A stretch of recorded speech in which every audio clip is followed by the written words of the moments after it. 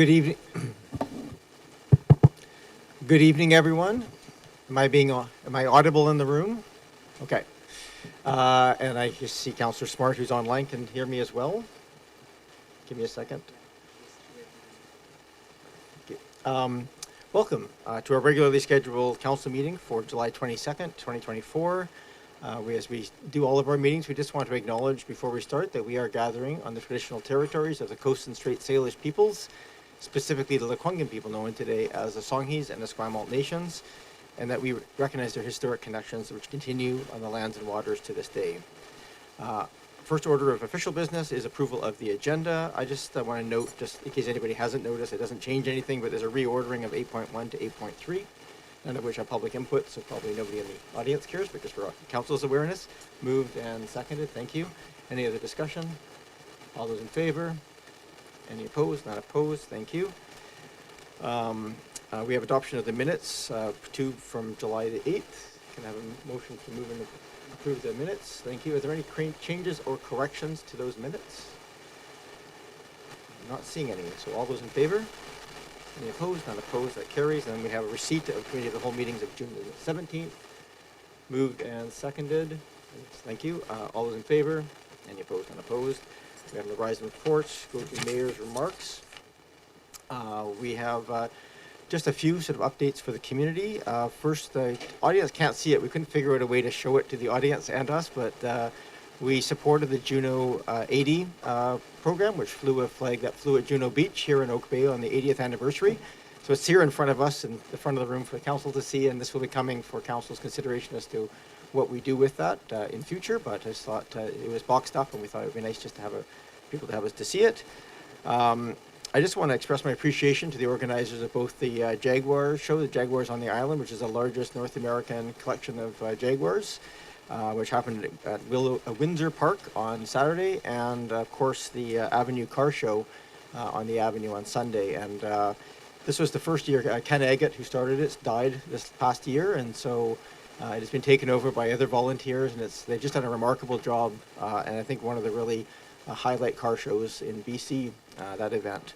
I don't know how many thousands or tens of thousands showed up, but it was packed from opening till past closing. So just very well done to the organizers. I just want to acknowledge that Rotary is hosting their 50th, or honoring their 50th anniversary in Oak Bay this week, as is Baptist Housing honoring their 60th year. So both are pretty important anniversaries, and both very important partners for the district. Just a reminder that summer concerts in the park are continuing from 6 p.m. to 8 p.m. at Willows Park. The next two are August 1st and 15th. Those are Thursday evenings. For anybody who's came through our foyer, there's a new painting on the wall, and that is a little interesting collection that the Heritage Foundation did. It was a brainstorm project from ages grade 6 to 8 at Monterey Middle School, and it's basically their students put together ideas for how to honor Bowker Creek and what it meant to them. And so that collage is formed, it'll form an official card, and that card will be used for official communication by the district over the next couple of years. Of course, just want to acknowledge that Coast and Collins announced they received funding approval from the provincial government for its first ever student housing. That's going to be located, it looks like, on the Oak Bay side of the campus, and will include 423 beds. We don't have a lot of details at this time, but pretty exciting, and looking forward to finding out more. And last but not least, I just want to acknowledge this is a large agenda with lots of items on it. So I'm just going to ask all members of council and staff to we need to be really disciplined in keeping our questions, answers, and comments brief. But of course, not wanting to stifle any debate, but just wanting to make sure that we're keeping our comments focused. With that, we move now to the public comment and question period, and any members of the public who wish to talk to council about items that are not on the agenda tonight but are of general interest to Oak Bay are welcome to come forward, and each speaker is allowed up to 3 minutes if you wish to come forward. You don't have to use all 3 minutes. Does anybody in the audience wish to come and speak to council? Please go ahead. Oh, no. Someone has to start, so you might as well come forward. Yes.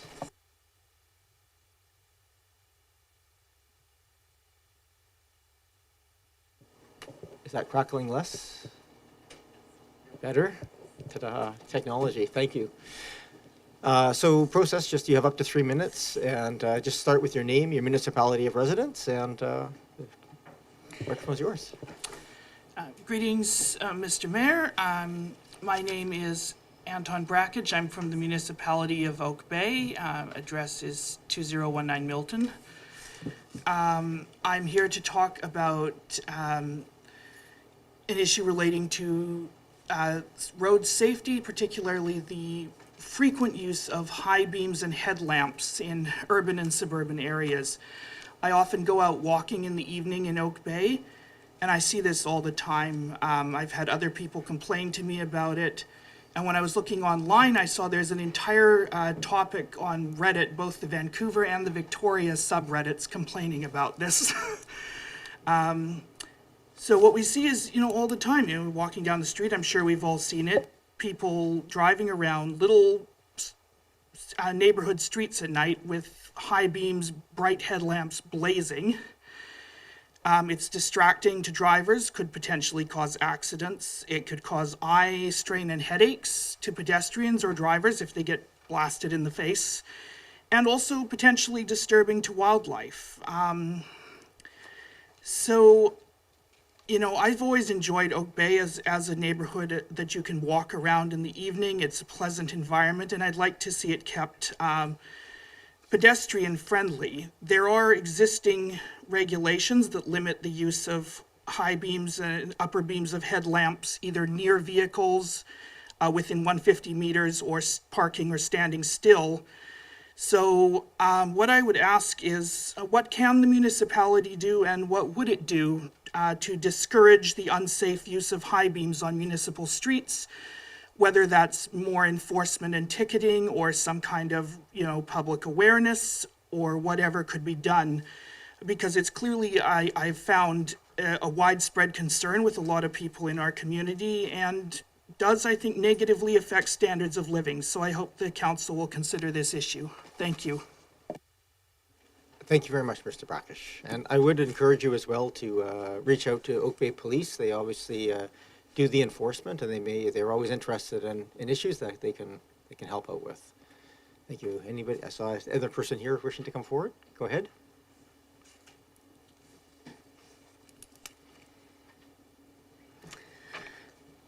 Say my name and all that. Just name and municipality residence. That's all you Christina have to do. Vukovic, North Oak Bay. I'm at this evening's council meeting to continue to make council aware of my strong opposition for the option of rental housing within Carnarvon Park. I would like to remind council that parks are beneficial to communities because they create a space for community members to assemble safely and enjoy nature in the outdoors. For a community to feel the benefits of parks and recreation areas fully, these places must have attractive designs, accessible amenities, and play areas for everyone, all within a relaxing environment.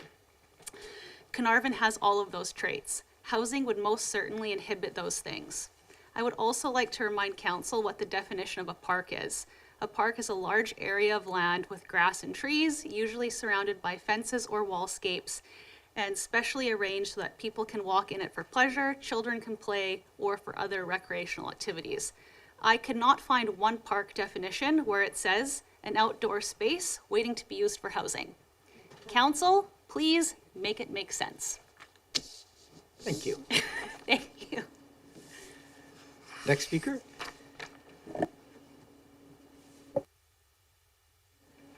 You know the process by now. Just name and municipality and off you go.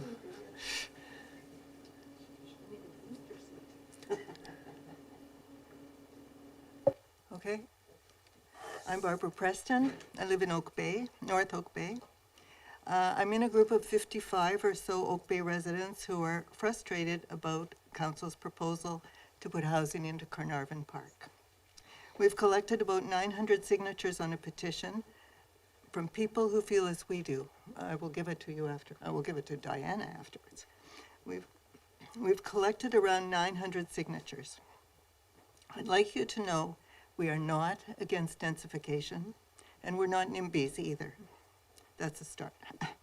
It's true that many parts of the country have a housing crisis. It's understandable, since in the last couple of years, the number of people coming to Canada has risen from 400,000 to 2 million a year, and there has been no planning for their housing or services. No wonder housing and rental prices have skyrocketed. I don't blame newcomers for those problems. I think we are all victims of bad public policy. Every level of government is in a frenzy to create housing, you included. You're proposing to put housing in Carnarvon Park. Federal and provincial governments are taking on billions of dollars of debt to pay for new housing. Taxpayers will be paying it back for a long time. And still, the housing won't be affordable, it won't be built by the deadline, it won't meet provincial targets, and it will have been built without proper consultation or community planning. It goes against every principle of good community planning to do this, to make a park smaller when the density around it is increasing. Putting housing into Carnarvon Park will make it smaller even over a pickleball court. We fear for our park, and we think perhaps you're not thinking clearly. We're troubled by the survey you did on Carnarvon options. Everyone who liked the idea of a pickleball court was automatically saying yes, they also liked housing in Carnarvon. Also, a link to that survey went to 50,000 Greater Victoria readers of Capital Daily. Who knows how many of those readers said yes to pickleball and housing? Your survey was misleading. It should be tossed, not used as the basis for a decision about housing. To close, I have 3 asks. We'd like the Carnarvon pickleball housing idea taken right off the table. If you want to build housing on Oak Bay land, it shouldn't be in a park. If you're determined to put housing into an Oak Bay park, please bring taxpayers and park users together to decide the location. Don't just pop it into Carnarvon. Finally, my group would like each of you to tell us tonight whether you are for or against housing in the park. Thank you. Thank you, Ms. Preston. First of all, we can't do that because obviously we have to legally obligated to have an open mind when issues come back. I do want to point out for anybody who's not aware, this is an issue that I think proposing to put housing in a park is probably putting it a little strongly. We included it as an option.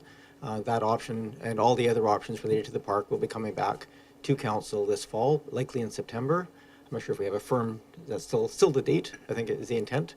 And so with that, we'll come back all the information. So thank you. Anybody else wish to address council? Please come forward.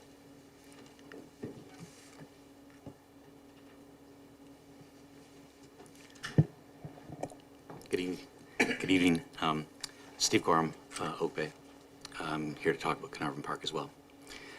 Before I do, I just want to say, after the last couple of months of watching council, I think you all deserve a big break for all the work you do. I'm very much impressed in how hard you work. So I hope you do get some time away. I have a question about process. So on September 25th last fall, council was presented with a report from staff called Design Carnarvon Park Building Council Project Sign-Off. That report recommended the scope for the project to replace the building to be limited to just one new main building. The report specifically noted that any upgrades or construction of adjacent buildings would be out of scope. That recommendation for scope was approved by council. Then on January 22nd, and I may have missed something here, so this is why I'm asking this. On January 22nd this year, council was presented with a follow-up report from staff recommending a contract be awarded to a consulting firm, and that report confirmed the outcome would be 3 different building options that could be constructed, but no change to the September 25th scope document that I could see. That recommendation was approved by council as well. On April 17th, the open house presentation included the 3 options for the main building, but it also included a 4th option with a completely separate building that would be 5 or so stories. I'm not sure exactly how tall, but about that tall, with 24 apartments, and would require about a tripling of the budget of even the most expensive of the other 3 options. I have to believe that option 4 is nowhere near within the scope approved by council on September 25th. But I can't find anything on the Oak Bay site that updated or modified this September 25th approval and direction from council. So I'm hoping that you can help me understand that.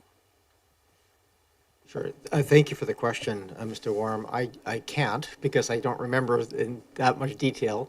However, what I can say is that we can just ask staff when that report comes back in September, that series of events and the direction given is provided in a tabular format or in a format that we can all understand that process. But I can't remember off the top of my head tonight exactly the days that were attached to it. Welcome. Hi, Alex Hertel, Oak Bay. Welcome. I think I'm going to pile on to Carnarvon Park here.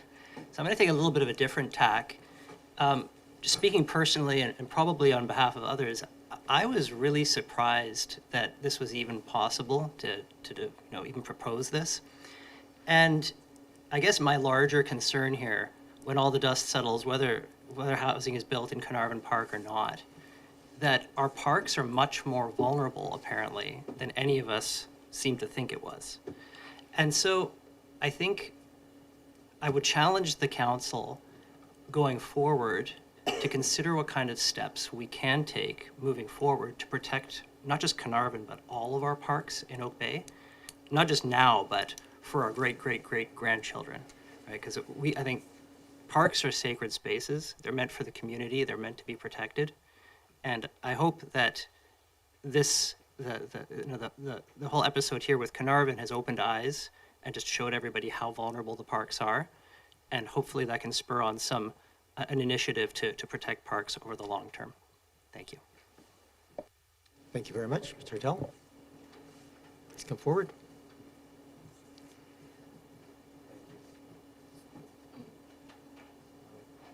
Turn the microphone on. You just have to turn the microphone on with the button in the middle.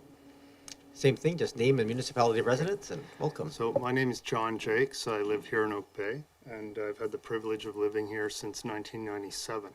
So I want to speak to you about Carnarvon Park from the position of a hardworking father who's been in this community, like I said, since 97. So I have the pleasure of having two young men as my boys who are 24 and 21 years old now. They're born in our community. They went to Willows, they went to Oak Bay. One's graduated from UVic. The second one is at UVic. So these boys, like when it was a lacrosse box, I was a lacrosse player. We threw the ball around in the lacrosse box. We went and messed around in the tennis courts. The boys went through with all the Carnarvon baseball program. We played in the water park with them as little tiny children.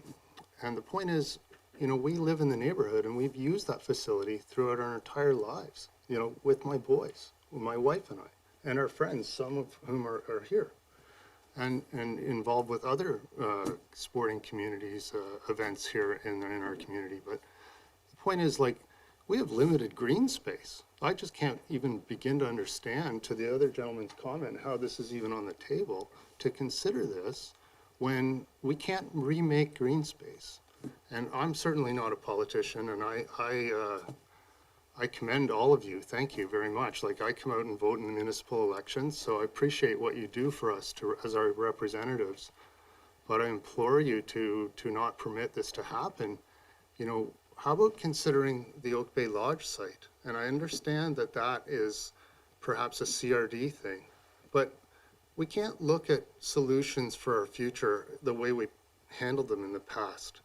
The CRD, the province is obliging all of us and you as our representatives to create housing in our community.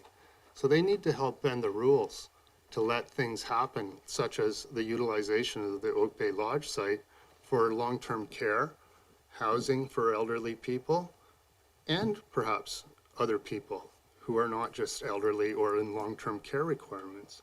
That is a huge chunk of dirt right now doing nothing. And that should be considered. And I appreciate, again, like I said, I reiterate, I completely appreciate that maybe it's not in the scope for the community to use. But if the province is forcing this upon all the municipalities of our province, then they have to allow people to stick handle away and provide new options to provide answers. So that's my recommendation as a tax-paying citizen of our great community. And again, I appreciate what you folks do for us, and I hope I've not come across as adversarial, because that's not my intent whatsoever. So thank you. Thank you very much, Mr. Jakes. And I do encourage people, all of our decision-making is done in the public realm, so right now you're speaking to us without speaking to any report or any information or anything else coming back to us, so I do encourage people either in person or through written submissions to participate in feedback when that report does come back to council. Right now, we're listening to you, these comments in Carnarvon, with the same amount of information you have, waiting for the information to come back. So I certainly would encourage you to come back when it is actually on the agenda. That's helpful for us to all have data to work with. And I think, again, just for clarification to Mr. Jake's point there, yeah, I think, the general direction from council has been to look for housing possibilities where we're putting in buildings, and that's all this has been to this point, not a direction on parks, but certainly appreciate the feedback that we're getting in this particular case. Please go ahead. Hello, thank you. My name is Susan Adams. I've been a homeowner in Oak Bay in the Carnarvon Park area for close to 35 years. I feel very strongly about this issue. I'm actually quite saddened to think that we have to come out here and struggle to have our voices heard. These are our neighborhoods, and we've elected this mayor and this council, and it's my understanding that we elect you to carry out the wishes of the people that live in these neighborhoods. And I hear people saying, well, the provincial government's doing this and the federal government's doing this. We have unelected groups such as the United Nations with their sustainable development goals and all of these issues. But you as council and mayor, do you not have an obligation to the people that live in this community? And who are these people that have jurisdiction over Oak Bay? Do they really? That's my question to you. Do they really have jurisdiction over us, or do you not have an obligation to the people that have voted for you? So that's what I have to say. Sure, thank you. I'm happy to answer the question. So all we have really right now in terms of housing is that the province has given us their housing target goals of number of units and types of units within the next 5 years. I think we've already stated that that's going to be a very difficult number to meet, because even if all the infill and so forth happens, pretty difficult. That's not driving any individual one decision on pieces, and certainly there's no other federal or global policies that impact that. We're just, I think as I mentioned earlier, when we were looking at putting new buildings into Carnarvon Park, we did include the idea of staff to bring back, what would it look like to include, could we include housing like we would with any other public building? And so that was a driver for this, and I appreciate it's now become the primary focus. But really our primary goal here is what is in the best interest of Carnarvon Park to serve the community. And it is primarily a park. We just asked the question, and so we'll have a better sense of what that looks like when it comes back in September. And I was just reminded that, are we planning to, actually I don't know, I think we may have the plan is still to have it in September. I can't give an exact date at this point, I don't think, to confirm. But Oak Bay, I think, from my perspective, Oak Bay is a unique community. We're not a cookie-cutter community of all the other places in Canada, and we want to retain our charm. And we cannot do that by putting in 5-story housing in neighborhoods that are single-family. We just can't do that. Thank you, and I think I'm just going to ask, again, we super welcome those comments and the pieces to come in. The best place to do that is when that comes back to council, when the report comes back.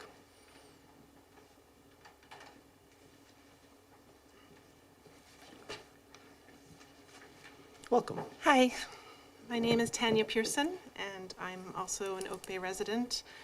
I moved here in 1972, and I'm also here about the parks.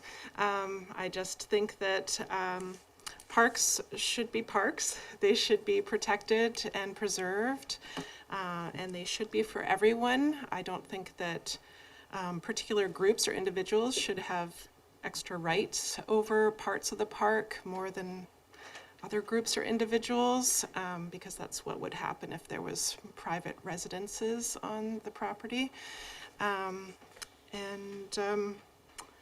Yeah, and I urge you not to accept this proposal. I was shocked that this was even something that would be considered. I hope that the parks will be protected in the future, and that you would reject these proposals now and in the future for all our parks.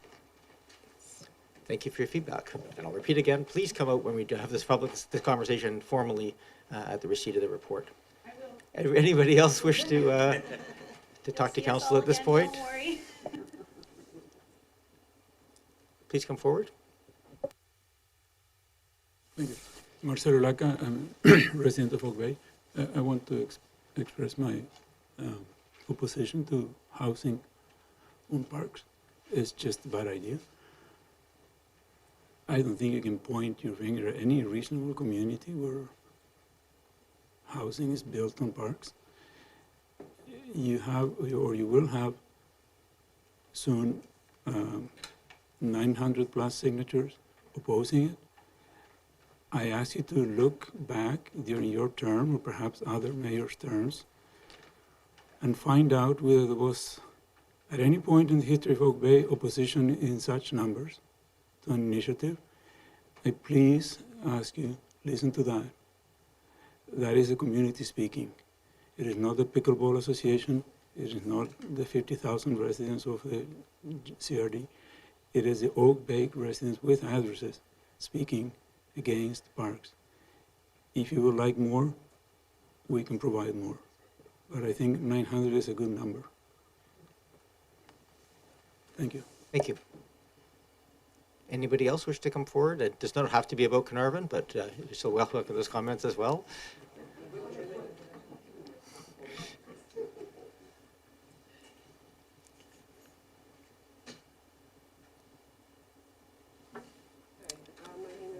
Oh, please turn your microphone on. No worries. Yeah, Thank you. Sorry, Welcome. Lynn Anderson, and also live in North Oak Bay, and hear about Carnarvon Park. And I don't have a lot to say other than just, I too raised my child here and have lived here for over 32 years, use the park all the time, probably in there daily. And I know how many people that are with me today are pretty much the same. I just wanted to sort of say two things. First was that we talked about green space, and I know at some point somebody said at the last meeting, I believe it was the mayor, that said, do you not want any buildings in there? And I am not opposed to a building in a park. I just want to really be clear about a building in a park should be what parks are for, which is to recreate. And I am not opposed to having some sort of buildings in there. In fact, I encourage it if it's for the community and for recreation. The other thing is, you keep saying to wait for this report. I think you need to understand how very concerned we are with that report, because none of us are comfortable with how that survey went out. Because, as somebody said here today, it was in a community newsletter that goes out. I get it myself, and there it was for anybody to click on and report and do the survey. I believe that survey should have been limited to Oak Bay because it affects Oak Bay. And so that's why you're hearing from us now, and will be hearing from us again when the report comes out. Thank you. Thank you. I don't believe, just for the record, I don't think anybody said we don't want any buildings at all or anything else. That's not the, we know we need buildings in our You did parks. mention at one point, though, you said kind of, well, do you not want buildings in the park? And I went, well, yeah, we want buildings in the park. Okay, We I just don't want recall them to that, but see thank the you, park. thank you. Anybody else wish to speak to council this evening? Just want to make sure I give space for anybody on any other topic as well. And it's a welcome space, so anybody with any opinion is welcome to come forward and share it. We do have another 5 minutes maximum allowed in this section, but so we do want to give people the opportunity if they wish to speak. And it was hard to do that, but I appreciate everybody standing up and speaking. It's not the easiest place to stand in front of and speak in front of public. So thank you everybody for coming out tonight and speaking to us. Really do appreciate it and look forward to the conversation when we rejoin in September on the same topic. All right, so with that, we'll close off the public comment and question period. if people wish to stay that are here for that portion, you're welcome to stay. But if not, if you want to leave, yes, there we go. I give you the opportunity. It's too beautiful a night not to have the opportunity to leave. Go enjoy the park.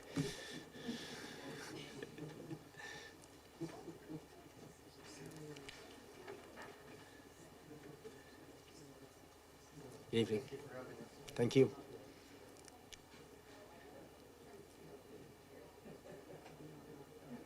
All right, I'm going to just move on to the next item on the agenda. We do have a report here from Mr. Coates on the regulatory options for unregulated long-term moorage. Ms. Plouffe, I think we're going to have you provide the introduction. Is that correct? Or just go directly to Mr. Coates? Oh, sorry. Mr. Taddy, I did not see your hand. We are still within our open period of public comment. Did you wish to speak to us on the open? Mr. Mayor, no, sorry, it's at this session I would like to speak before, at the You may appropriate not- time. This is not a public input session, Mr. Taddy, but My misunderstanding. I thought I could speak before. I'll just watch them. Thank okay. you. Thank you, Mr. Taddy. Hopefully, members of council remember Mr. Taddy has spoken to us many times on the importance of this of regulation and management. Ms. Plouffe, do we wish to have you introduced? Please go ahead. Thank you, Your Worship. So I just have a little introduction here along with other coastal communities in BC. Derelict vessels and unregulated long-term moorage have become a significant issue in Oak Bay. Initially, managing boat moorage in the district's bays was listed as a project on the Council Priorities Plan long list. However, this past December, it was moved over and operationalized. So to help us explore regulatory options, we've engaged the help of Chris Coates from CDC Consulting, and the attached report presents council with an overview of district bays and provides a high-level review of regulatory options to manage moorage in the waters within the municipal boundary.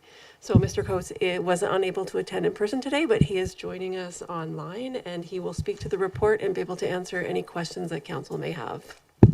Thank you very much, Ms. Plouffe, and welcome, Mr. Coates.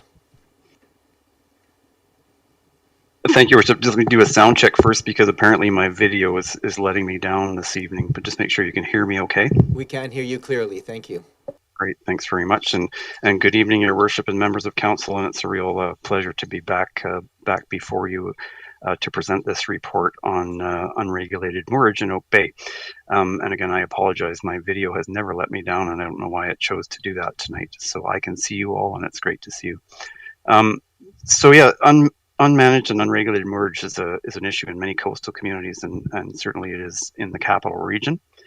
A lot of impacts that can occur from that, things like damage to sensitive ecosystems from the discharge of holding tanks, impacts on important eelgrass beds from raising, lowering, and dragging of anchors, sunken vessels leaking fuel and oil and breaking up and washing up on the beach and the foreshore. Other things that come forward too are really important matters like damage to culturally significant sites, and Oak Bay is rich with cultural significance on the foreshore. Also impacts on the riparian area caused from the folks who access their vessels from areas that perhaps aren't intended for that, as well as the possibility and occurrence of crime in the immediate area from these types of vessels. So, and as Ms. Plouffe indicated, the purpose of this report was to give you sort of a high-level 101 on unregulated moorage in BC and what that really looks like, because the regulatory authority is quite complex, and it involves the federal government, Transport Canada, and Canadian Coast Guard, and that's particularly around areas of navigation, the Ministry of Water, Land and Resource Stewardship from the province, who deal with things like the foreshore usage, and they essentially have jurisdiction over the foreshore outside of the notion of the access through the water and that sort of thing. And then the third level is local governments, and this is relatively new in terms of a local government sort of presence in this area, and in 2016, there was an important sort of groundbreaking case in West Kelowna, BC, that where their bylaws that regulated stays on the water was challenged, and the courts, I think, overturned their bylaw at that time, and ultimately a court case there set out the notion that there's an inherent right to shelter, and as long as it doesn't impede navigation, there's a responsibility for any authority having jurisdiction to provide for that. And it also established the decision, I should say, established that reasonable short-term limitations on moorage within municipal zoning bylaws is considered by the courts to be appropriate. So in Oak Bay, as you know, there's two areas specifically where there's a proliferation of unregulated moorage, and that's in Cadborough Bay within the municipal boundary and Oak Bay within the municipal boundary. And there's approximately 40 vessels in each of those areas. There's a degree of transient nature to that, so there's a fluidity to the numbers. Some of those vessels are used for living aboard, and it's not really clear how many, but there's several, I think, and that's split between both of the locations. So in preparing this report for your consideration, I did have discussions with Oak Bay Police, with Oak Bay Fire, and Oak Bay Parks, as well as people from the Royal Victoria Yacht Club and the Oak Bay Marina, just to sort of get a take from all of those agencies and those two operators what the issues are and how that affects them, and they're noted in the report, and I won't go over those again.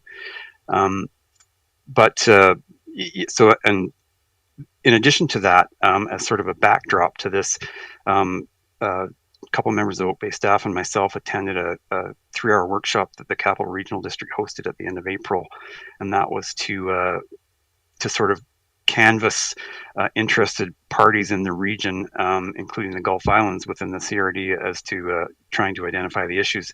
And you'll note in the report that it mentions that a report, went to the Environmental Services Committee last week at the CRD, and I can tell you, if you don't already know, that the staff recommendation, which was to come back with a potentially new service or an expansion of an existing service from a regional perspective, was approved by the committee, and that'll come before the board for their consideration shortly. I'm not sure quite when that is, but the one thing I want to say about that is that the scope of this service is somewhat unclear, and I did note in the report that no matter what may occur from a regional perspective, the jurisdiction of zoning, the land covered by water, remains a municipal undertaking, and so the notion of consistency of regulation would be interesting, and certainly when one has contiguous water neighbors, that having a consistency of regulation is important. And I did note in the report that Victoria and Saanich have 48-hour restrictions on anchoring or sheltering on the land covered by water, and Oak Bay has a prohibition, and so that prohibition is somewhat in the face of the court decisions, and would be something to be looked at. So as you'll note in the report, that there was some options that were presented, and basically trying to create the perspective of what can be done, and certainly carrying on with the status quo is an option for council. Zoning the land covered by water, perhaps changing that to and then to the sheltering provisions that the courts have somewhat determined are necessary, but those regulations can go further, and they can set out all sorts of things, whether or not mooring buoys are permitted, and how they might be operated. And then lastly is seeking some additional authority from the province, primarily through a license of occupation, because that would enable the potential for fees to be generated for the use of those mooring buoys if that was desired. And just sort of before I leave off with this, is the notion of partnerships is very evident in the conversations that took place, and very strong possibilities given the proximity of where the anchoring is occurring in relation to operations that are already in existence, as well as there's potentially opportunities for First Nations partnerships in the process. But it really comes down to does council want to do something, and generally plotting a course that might benefit from some further analysis would probably be beneficial. So this report, and to dive into each of the options from that point of view, is just, like I say, just sort of kept it at a high level, and I'm happy to answer any questions, Your Worship. Thank you very much, and I'll go to questions here in a second. I do want to just, in the interest of time management of this, and just depending, I'll just put this out there in terms of testing the temperature of council. I do think that just given the nature of the requirement of partnerships for management, in terms of looking at local people to actually manage the mooring in those bays, they have to be within visual sight, they have to be actually managing it. And I've spoken to all of them and many other players in this over the last multiple months and even years. I do think it's probably worth us striking a task force as the mayor's task force on this one and getting those people in a room and having them come back with some recommendations. I think the options are reasonably straightforward. How that might work in the real world in terms of people actually taking that on is a bit more complicated. I think we would really benefit from having those people in a room. So it'd be going to be my suggestion on this one is that, and so I think we can talk to Mr. Coates and ask some questions, but it may be worthwhile for us not to, given the size of the agenda tonight, if people are generally amenable to that, we can have that direction coming out of this, or something else that council may raise as something, a viable option. So I'll throw it there to kind of hopefully focus these pieces. Go ahead, Councillor Patterson. Yes, thank you, Mayor, and thank you, Ms. Plouffe and Mr. Coates for presenting the report. One question that I have that I didn't see in this, and I'm wondering if it was apparent in the information that was researched for this report. There's a number of options that are presented that, as the Mayor has said, probably better to be researched more in depth. But of the options presented, if the district was to take more ownership, per se, of managing this, does the district's responsibility for environmental damages or remediation alter depending on the course of action that's taken? Mr. Coates? Thank you, Your Worship, and that's such a great question. And I think one of the concerns that generally local governments would have around the notion of stepping into a realm that they currently don't operate in is exactly that there could be issues that result from that, for example, a license of occupation typically requires a management plan to be undertaken. And I think it's fair to say, just staying at a high level, because I haven't delved deeply into that idea, but I believe that liability is a concern here, and you're essentially taking on the responsibility for something that's otherwise not technically the district's responsibility. Councillor Braithwaite, then Smart, and then Green.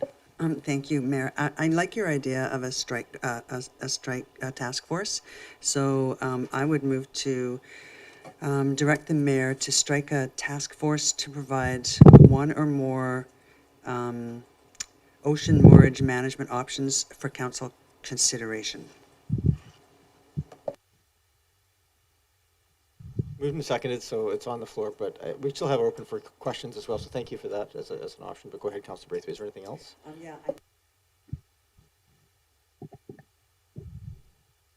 It goes around, I think something that you also talked about as well, about the partnerships that could be formed.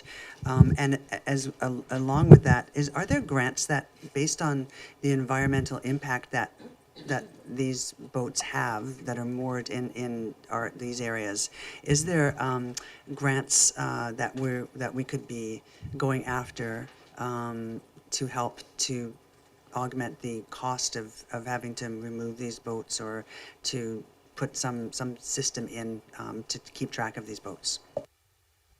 Mr. Coates? Thank you, and thank you for the question, Councillor Braithwaite. There is a funding stream at times from the federal government, and the CRD Harbors Core Area Harbors Service has been a sort of a conduit for some of that money. And I know in talking with Mr. Hidlay, the parks manager, he indicated that there has been a couple of occurrences in recent times when funding from the federal government channeled through the CRD was there to assist with some of the costs of removal and disposal of derelict vessels that washed up on shore. And so this is a large issue throughout the region, and certainly throughout the coast. And I think it's fair to characterize it that the funding isn't going to be all encompassing, but there are some degrees of funding available for removal of derelict vessels, yes. Thank you. Councillor Smart, then Green. Thank you. Just one question, because I will be voting in favor of the motion. I appreciate that regional, appreciate the aspect of looking into this further. My question is just with regards to a clarification with Victoria and Saanich having these time limits. Does that mean that currently Victoria and Saanich do not allow for private mooring buoys? I just wanted to make sure I understood that aspect. Mr. Coates? Thank you, Your Worship. And yes, for that question. So that's right. They have provisions in their zoning bylaw that one could suggest are consistent with the West Kelowna Court decision, but they do not manage moorage at all. So, for example, the City of Victoria had a very progressive, proactive process in 2015, 2016 to remove 40 long-term anchored vessels in the Gorge Waterway. They were ultimately 100% successful in doing that. They did receive a license of occupation, but they did not and have not to this point taken on a management responsibility, but they were involved in the enforcement and ultimately the removal of all of those vessels and continue to monitor and enforce when necessary the compliance with the zoning regulations. Thank you. Anything else, Councillor Smart? Will this be my only time to give a comment, or will we be going back Please, for comments? comments are welcome. There's a motion on the floor. Yeah, thanks. I just wanted to comment that I appreciate the approach that's being suggested right now, and I think the cooperation and regional aspects of this are going to be very important. And just touching on one of the letter writers' comments with regards to Gonzales Bay, for instance, which would be very much a shared point of regulation potentially between Oak Bay and Victoria. I think that I appreciate the working together, so we're not simply shifting the problem around. Thanks. Thank you, Councillor Green. Thank you. Through you to Mr. Coates. Thank you very much, Mr. Coates, and it's good to see you again. Well, I can't actually see you, but it's good to hear you again. Sorry. I just wanted to ask you a question, and then I do have some comments. In your research, is there a definition, a clear definition of what constitutes a derelict vessel? Thank you. Mr. Coates? Thank you, Your Worship, and thanks for that question. It's a tricky one to answer, but do I know what it is? No, but is there one? Yes, because it really becomes the trigger for funding and for potentially some action from another level of government, which I don't believe occurs with any great regularity, because I think that there are so many of them throughout the coast that unless they're really demonstrating the fact that they're causing pollution, and here I'm talking about oil or fuel, that typically they're not being dealt with at all. So there is a definition, and abandoned and derelict is a term that sort of ride shotgun with each other, because there are a lot of vessels that have no evidence of ownership that are just sort of just left floating, and it might be that they aren't operable, and folks just walk away from them because it can be very costly to dispose of them. So yeah, but there is a definition. I'm just not quite sure exactly how I could describe it better than that. Go ahead, Councillor Green. And thank you. And I'll make just brief comments.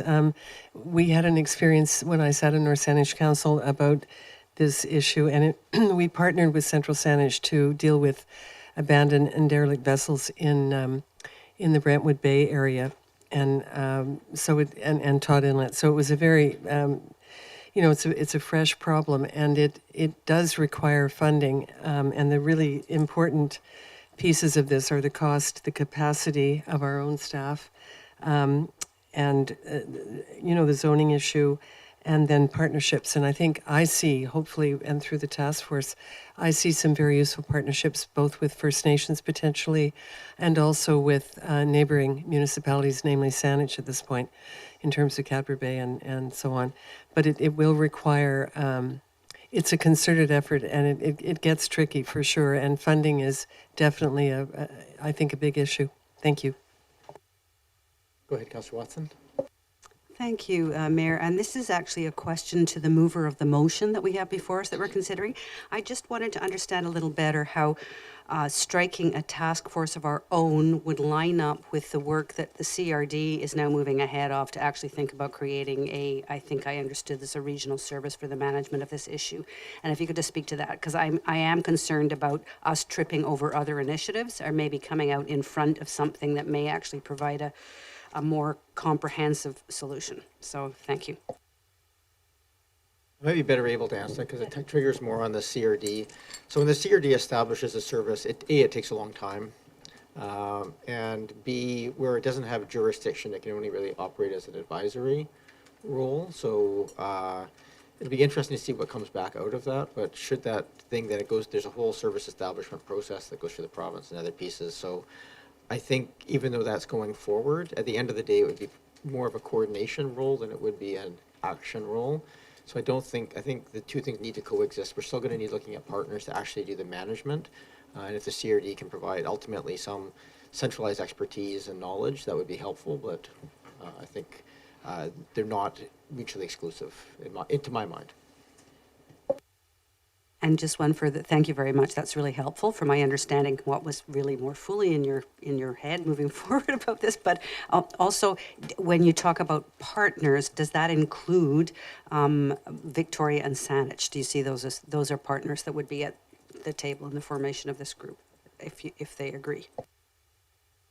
Yeah, I would say my suggestion would be we reach out to everyone. I've already spoken to my counterpart at Songhees, our Chief Sam, and the Yacht Club and the Marina, Coast Guard. The province has expressed interest in sitting on that.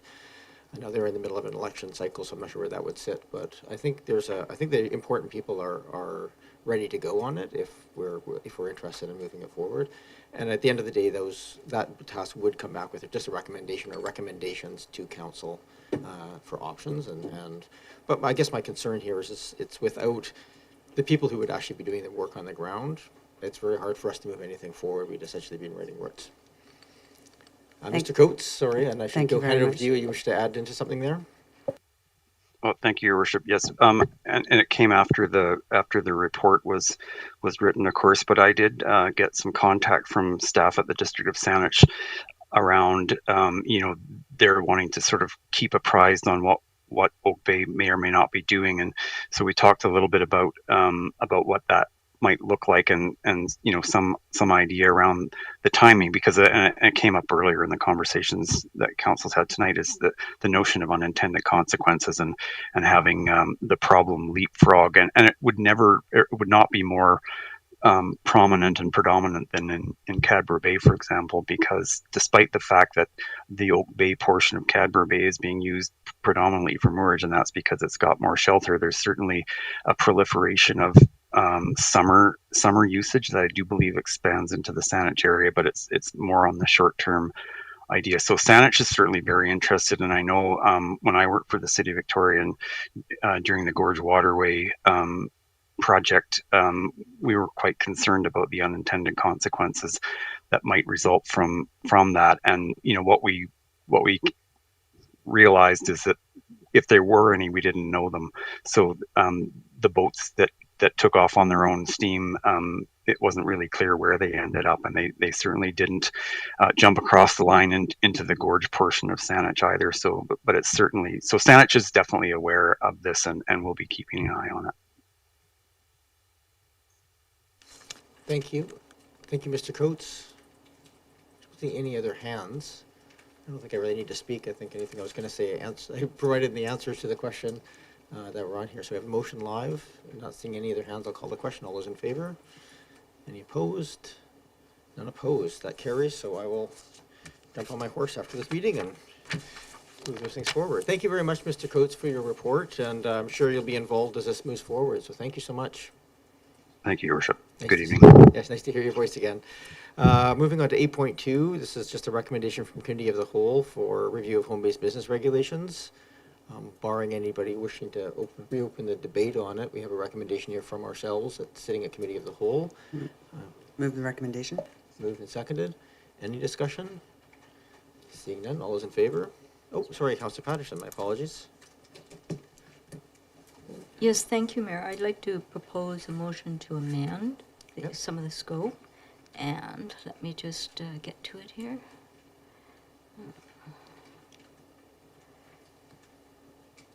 So in the, to amend the scope outline, motion to amend the scope outline to include criteria for determining classification rating,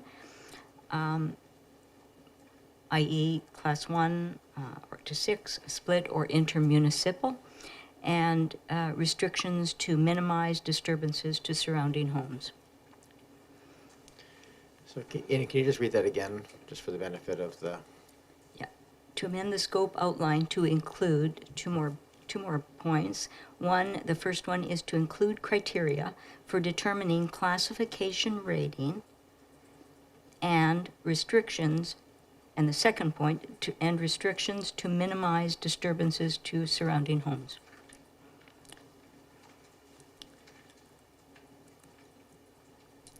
I'm going to give it to you, Councillor Patterson. Would you like me just to ask councillor staff to sort of clarify what that would look like, or would you like just to seek a seconder at this point? We could see if there's a seconder at this point. Okay. Is there a seconder? Okay. So it's seconded. Councillor Patterson, I'll let you just provide a quick overview of what you're looking for, and then perhaps I'll have staff to just we understand the impact of that modification. Go ahead, please. Yes, thank you, Mayor, and thanks to the staff for the report, which was quite comprehensive. But this goes back to my remarks last meeting, and one is, and some of it we did see on the supporting documentation. We saw that a number of districts actually represented by floor area, the amount of space that would be used. That follows BC assessments classification rating.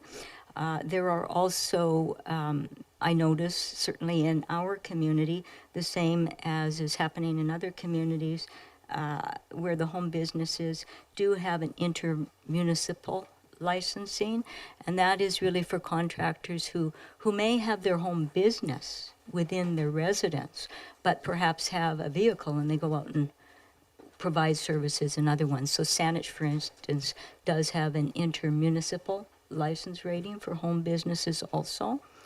And so I think that is an important thing to have in whatever we adopt here in Oak Bay, and certainly that we keep in line with what BC assessments would use as classifications. If we don't, it would be up to BC assessment to in fact determine that with the home-based business operator. So I'd like to see those two things in there.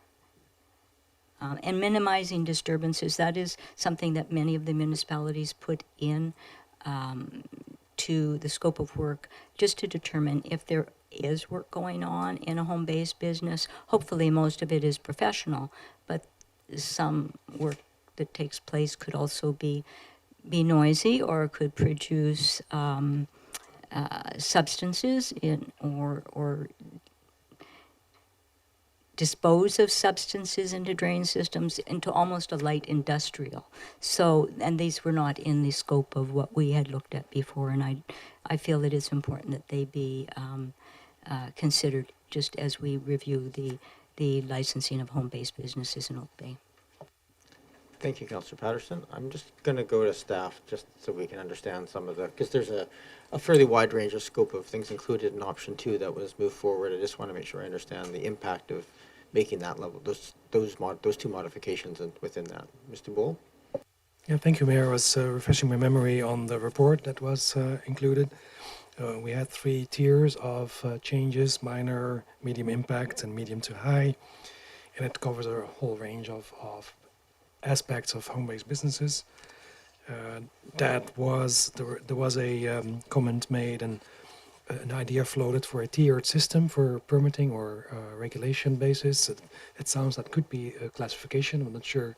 Maybe council could clarify if that's what the classification criteria would be about. Restrictions to minimize disturbances. It is a bit of an underlying theme that we did review more general terms, but I think it's correct to state that that was not on its own a topic necessarily, so that it could be added so we can specifically look at that. Those would be my comments at this stage. Thank you. So back to the mover, is that classification model in line with that original sort of tiering? Yes. Okay, so slight language to more alignment with BC assessment, and then the things. Okay, so thank you. I had 2 seconders for pieces, but good. Is there any other questions, or the motion is live on the floor, so I'm happy to take comments as well on the motion to amend to include those 2 items. Councillor Smart.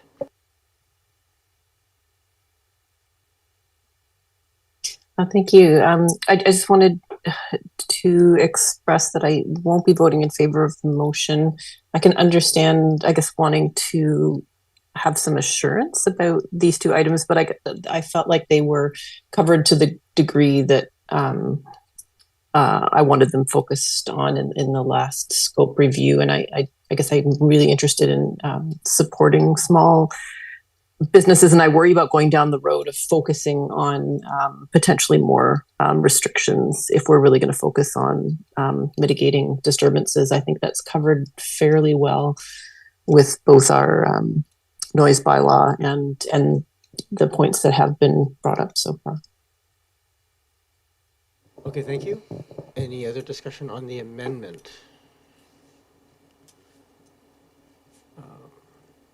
Okay, I'm just going to ask very, very quickly here, because I'm hearing from staff that the changes that are being asked for are essentially in line with what the recommendation was pre-existing in terms of the tiering. And so from a work addition or change of scope perspective, are we comfortable, is staff comfortable that that language change does not, I guess, substantially impact the cost and that the estimated cost attached to this? I think that is probably an important consideration. Mr. Bull? Yeah, thank you, Mayor. Yeah, with that clarification, I think that's along the lines of what the scope was intended to be. So thank you. All right, we have a motion to amend on the floor, so I'm going to call the question on the amendment. This is just adding that language. We've had voices both in favor and opposed, so I'm going to call the question. All those in favor of the amendment and those opposed, I have Councillor Watson and Smart opposed. That amendment carries. So we're back to the main motion, which is a recommendation from Committee of the Whole as amended.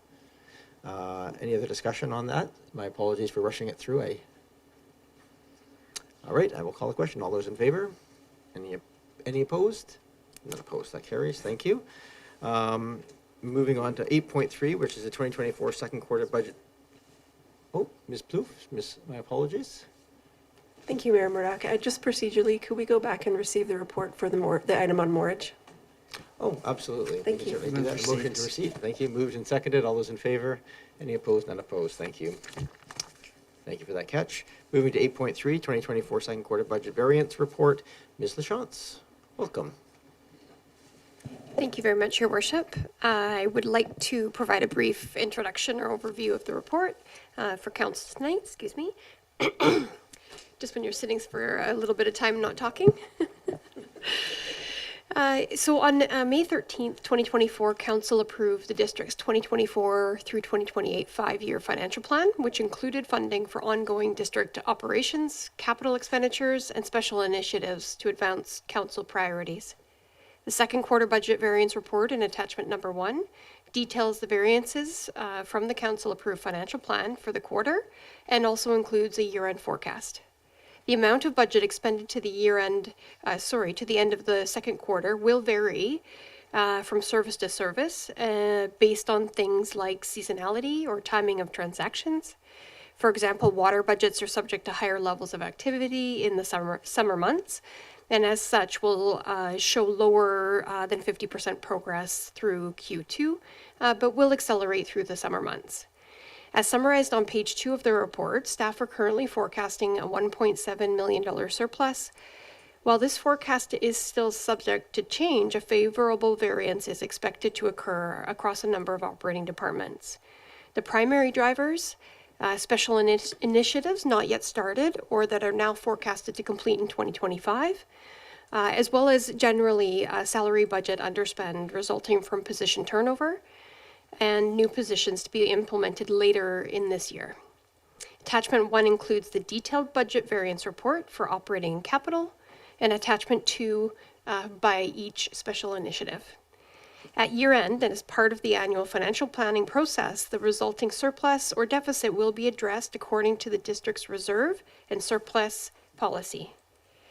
Also, any surplus or deficit is actually the result of underlying business activities varying from the original plan.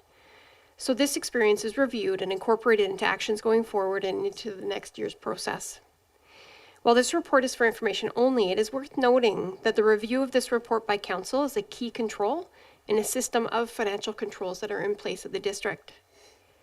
This also supports the organization communicating back regular progress.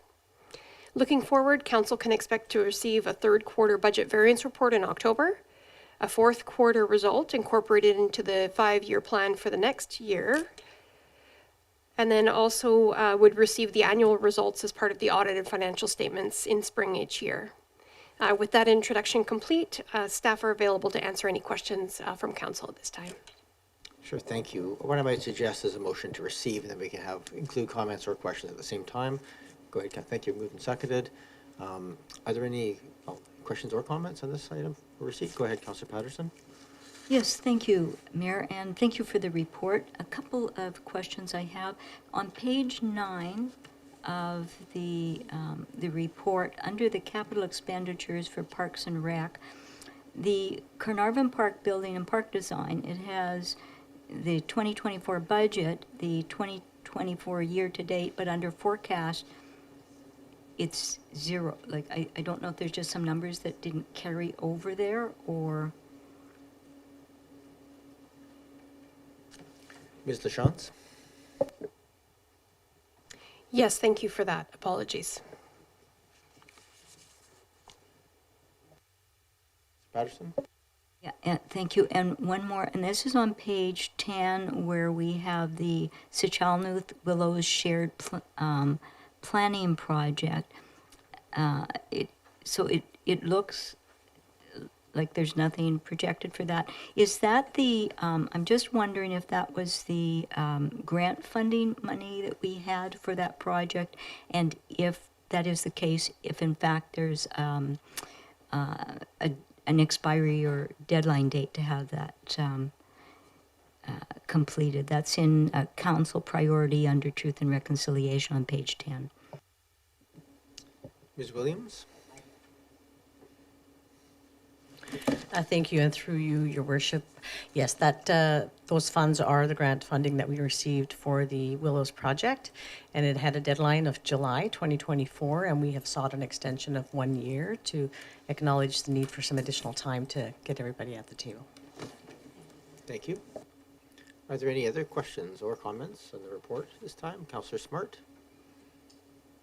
Thank you, through you, Mayor. Just one question with regards to seeing the surplus and sort of good financial best practices. Of course, like we work so hard to not have tax increases for our residents, and if they were to see this, they might think, oh, like, could you not have budgeted tighter? I'm just wondering, does this sort of fall within the sort of what you would say is an acceptable range for good financial practice to have this variance at this point? Are there any sort of like, I don't know, lessons learned for next time, or ways we can reduce our property tax increases based on some of these variances?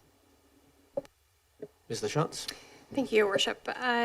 Through the chair, absolutely, there's, when we're reviewing results at any quarter, we're looking for that acceptability or reasonability for a surplus or a variance from budget.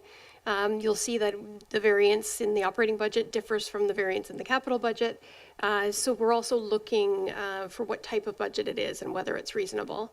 As it reflects from the operating forecast of 1.7 million, I would say that that's completely expected and reasonable.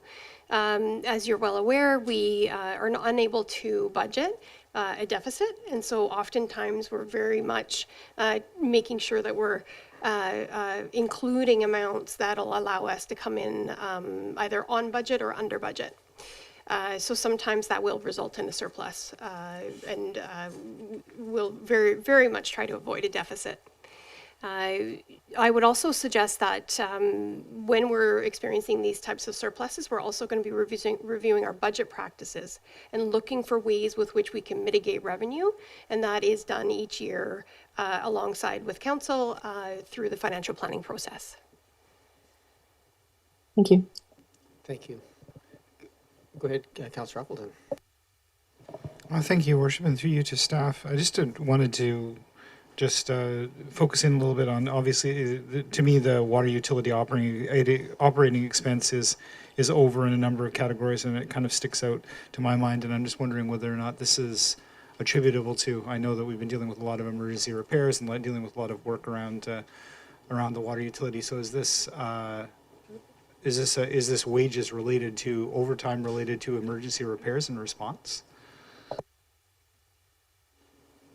Mr. Rennick? Thank you. Through you, Mayor. Oh, I did the same thing.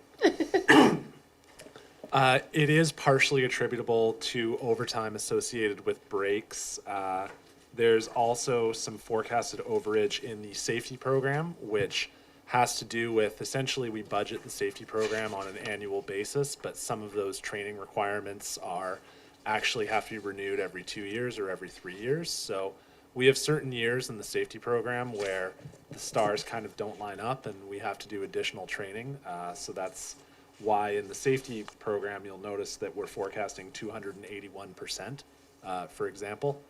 So there are a variety of factors at work for the forecast in the water utility operating expenses. Thank you, Mr. Rennick. I don't see any other questions at this time. I certainly appreciate the quarterly report. I think this is something in more detail than we've had in the past, and appreciate the level of detail and an opportunity to go through it. So with that, I'll call the question on receipt. All those in favor? Any opposed? None opposed. That carries. Thank you. Moving on to 8.4, we have in front of us an award of tender. This is over the staff delegated amount. So Mr. Rennick, I believe over to you in terms of a brief introduction. Thank you, Mr. Mayor. Good evening, Mr. Mayor and members of council. This report is seeking council authority to enter into a contract for construction of a project at the intersection of Cadbro Bay Road and Thompson. This was originally contemplated as an intersection safety improvement, but in the interest of only trying to work on one road once for the foreseeable future, the scope was expanded to include replacing a leaky 8-inch steel water main along Cadbro Bay Road going as far south as, I believe, Allenby. The Engineering and Public Works Department hosted an open tender on BC Bid, received 7 bids in total, 2 of which were disqualified for being non-compliant. We have summarized the 5 compliant bids, and we are recommending award to the low bidder, who was Altera Construction Limited, with a tender price of $1,024,000, including GST. And I am happy to take any questions. Thank you, Mr. Rennick. Are there questions of Mr. Rennick on this? Councillor Braithwaite, then Appleton. Thank you, Mayor. Mr. Rennick, and through you, Mayor, to Mr. Rennick, I'm looking at the design of the crosswalks, etc., on this intersection, and I'm assuming that I can ask a question about a crosswalk that is now not going across Cadbro Bay Road, and if that's correct on this drawing, that there will now not be a crosswalk going across this section of Cadbro Bay Road. Mr. Rennick, I think it is reinstated on that, but go ahead. Through the mayor, yes, on the design drawing, the crosswalk going across Cadbro Bay Road is still shown. It's just faded because essentially the existing crosswalk is just being retained in the same location. Yes, now I can see it. Thank you very much. Okay, I think that's my only question. I have a comment later, perhaps. Councillor Appleton, then Councillor Smart. Thank you, Your Worship, and through you to staff. Just with respect to different types of, this relates to some of the correspondence that we received from members of the public. What are the provisions in this design for providing street level crossing infrastructure? So basically crossing lights or crossing facilities that would be triggered by cyclists at road level and those types of things, and particularly to facilitate a left-hand turn across a fairly busy road heading southbound on Cadboro Bay Road from the new intersection. Would there be provision for a cyclist or somebody using another mode of active transportation to be able to trigger there and potentially cross across a crosswalk with the addition of elephant's feet to allow them to access that part of the crosswalk? Mr. Rennick? Through the mayor, Cadboro Bay Road was identified as one of the priority projects in the active transportation strategy. However, the Cadboro Bay Road cycling facility in the schedule that council approved a few months ago is not to happen for another few years. The intent of this design was to make improvements at the intersection, and this does not preclude future cycling being added to it. However, staff felt it would be premature to try and incorporate cycling infrastructure just looking at a piecemeal approach. You really need to consider these routes in the entirety of what that route is going to look like. And so staff felt it was reasonable to advance these intersection improvements, knowing that there might be some small tweaks that need to be made to them once the consultation has been done for the Cadboro Bay Road commuter route. Councillor Appleton? Thank you, Your Worship, and I appreciate that info. To what extent does the, I guess my question is, to what extent does the design, I guess there's a physical restructuring where now we're meeting up more square with Cadboro Bay Road, which makes sense to me. My observation, being back and forth up and down that corridor, and as noted in the correspondences, is that one of the main complicating factors of this intersection is how fast people move down the hill, heading southbound on Cadboro from Lansdowne. And so I'm seeing a design that, to my eye, seems to structurally try to reduce the speed of traffic going around that corner and increase visibility for people turning left southbound onto Cadboro Bay out of that intersection. Is that the intent here? Because I still have some abiding concerns about how fast people will move through the Cadboro Bay corridor and how they would enter that intersection. Mr. Rennick? Through the mayor, this design does primarily address the angle of drivers approaching the intersection from Thompson and from the other road, which I believe is called Nottingham. There is not a significant change being made to Cadboro Bay Road, and so I would not anticipate this design would result in much of a change to driver behavior on Cadboro Bay Road. I would suggest that is something that could be addressed as part of the Cadboro Bay Road commuter cycling route. Appleton? Thank you, Your Worship. And just to conclude, I've got a broader question that isn't actually design related, but more conceptual in nature. We've had issues with large-scale projects coming before council. The issue has often been a lack of bidders, and I see a significant number of bidders, or at least a decent amount of bidders on this particular contract, and I'm not sure whether that's necessarily, whether it's too early in the process to be able to tell whether or not there's a trend here, but are we seeing a trend towards more bids and more competitive pricing happening on these types of things, or is this just, or do we not have enough data to be able to make that conclusion? I was happy to see a number of bids for staff to evaluate and choose from, rather than the very limited ones that I've seen lately. Mr. Rennick? Through the mayor, it can be difficult to speculate. It can be difficult to comment on the state of the market based on one tender. I would agree that we did find it encouraging. These were all firms with good reputations, most of whom had done work with the district in the past, and we were certainly very happy to see 5 compliant bids that were all, frankly, the high bid was even within 40% of the low bid, which is great. So we were very pleased. What it was about this particular set of documents or this particular time in the construction market is difficult for me to say. Thank you. I have Councillor Smart, Watson, Green. Well, thank you.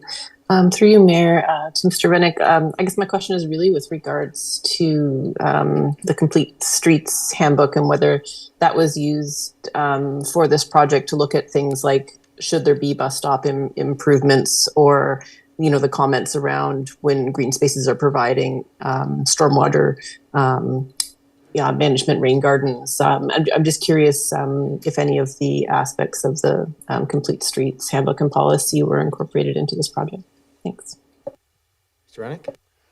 Through the mayor, Complete Streets features of this project include replacing a bus shelter with a new bus shelter and replacing a large, basically a sea of asphalt with a new landscaped area that will have grass and also plantings. So I would say that there are some improvements there. There will be significantly less asphalt after this project. Thank you for that. Anything else, Councillor Smart? Thank you.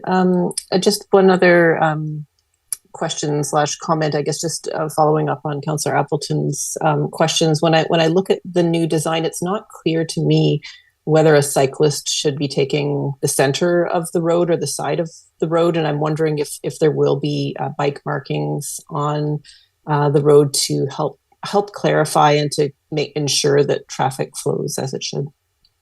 Mr. Rennick?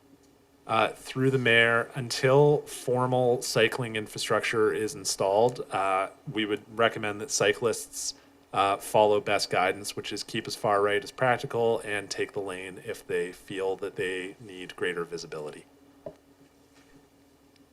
Thank you. Thank you. I have Councillor Watson, Green, and then Patterson. Thank you, Mayor. This is a question I think it's to staff, and it's about this boulevard enhancement that we'll be able to do as a result of removing some asphalt. And I just have a question about the design process for that. I guess my first question is that work, the actual whatever it is, included in the budget and already that for the bids? And two, at what level of design is it at right now, that particular space? Mr. Rennick? Through the mayor, some of that work is in the scope for this contract. However, some of the work will be done by Oak Bay Parks. I don't recall off the top of my head what exactly the interface is where the contractor stops and the Parks Department begins. And in terms of the status of the landscape design, there is a landscape design that has been reviewed with the Oak Bay Parks Department, and they have made some of their own comments and suggestions. Councillor Watson? Yes, thank you. Just to follow up, I wondered if there is any. It's kind of a tricky spot because it's next to a busy street, so it doesn't really create a park, but it does have the possibility to do some beautification. And I just wondered to what extent the community would ever be involved or consulted in what actually happens in that space. Mr. Rennick? Through the mayor, as this is within the road right-of-way, it would not become a park because it's not a titled parcel. Generally, we just look to try and beautify, add green space, add plants. As an example, in 2021, we eliminated the slip lane off of Cadbro Bay Road heading onto Bowker Avenue, and that area was replaced with some landscaping and some new sidewalk that the Parks Department was involved in, and I would say that has generally been well received by the community. Thank you. And then just one final question about that. To the extent that this adds responsibilities to the Parks Department, sometimes we're told in these reports about ongoing operational costs that result. Is this something that's so small that it's just a kind of little blip in the Parks Department budget? Maybe that's a question for Mr. Meikle. Sure, Mr. Meikle, go ahead. Thank you, Your Worship. Through you too, Councillor Watson. That would be my impression, yes. It fits within our gardening, horticulture, maintenance plans. Thank you very much. That's everything. Patterson? Oh, sorry, Councillor Green and then Patterson. My apologies. Thank you, Mayor. And through you, thank you, Mr. Rennick, for the report. And I just wanted to ask very quickly, The attached correspondence from Mr. Culbertson, I don't know if you'd had a chance to look at it, but I was just wondering, he raises some very specific concerns in his last major paragraph. I just wondered if any of those concerns have been considered in the final design, or is it possible to incorporate some of his ideas that he's expressed? Probably not, but I just wanted to make sure that staff was aware, because he wrote a fairly articulate note. Thank you. Mr. Rennick? Through the mayor, one of the comments in that piece of correspondence was suggesting that the crosswalks be accessible to pedestrians and cyclists. I would note that such crosswalks, or elephant's feet as they are called, are not currently legal in Oak Bay. Oak Bay would need to amend our streets and traffic bylaw in order to permit them. I would certainly suggest that that's something that council consider in the future. And as for adding additional crosswalks, converting crosswalks, that's something that can always be done. And as I responded earlier to Councillor Appleton's question, I believe that some of these aspects could be revisited in context of the Cadbro Bay Road commuter cycling route.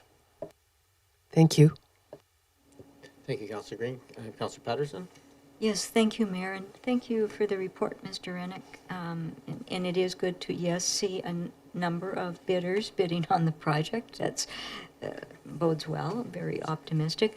I have noticed, because I use this route frequently, both walking and driving, and I have noticed since the speed on Lansdowne was reduced to 40 kilometers an hour, it has had some positive impact on this, because people aren't coming as quickly off of Lansdowne and around, so they're already slower, and then because you have to slow to 40 a little bit further along, we all just kind of keep going that same speed. So I'm wondering if there is potential in this stretch, or if there's a regulatory restriction that prevents us from considering also just reducing the speed along here so it matches the Lansdowne reduction to 40 kilometers an hour.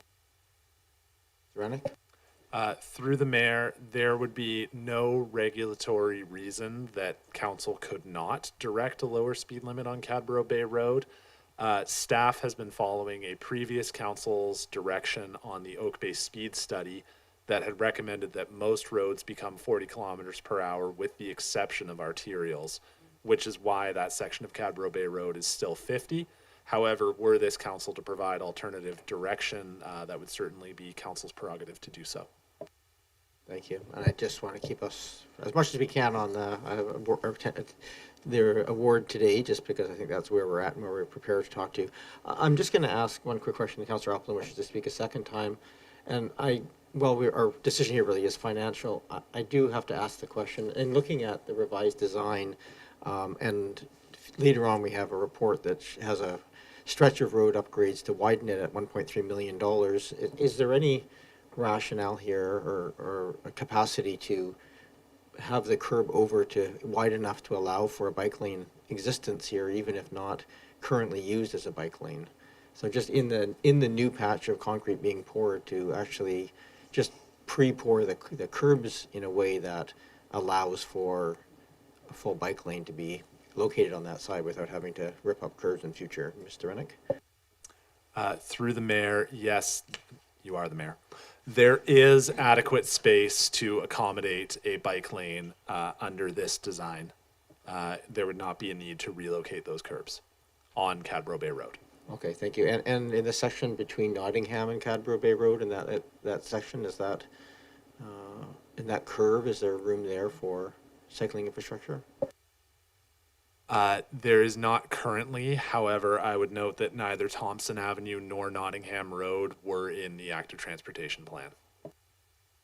Fair enough. Thank you for that clarification. Councillor Appleton. Thank you. I don't think we actually need a motion to receive the report. Move receipt. Move receipt. Seconded. Thanks. All those in favor? Any opposed? Unopposed? I'll move the staff recommendation. Moved and seconded. Thank you. Go ahead, Councillor Braithwaite. Yeah, I just want to make a comment. I'm so thrilled that this intersection is being rejigged. I walk this intersection a lot. I would say if the Oak Bay Police sat there, they would probably give out 100 tickets for people not stopping at the stop signs within an hour.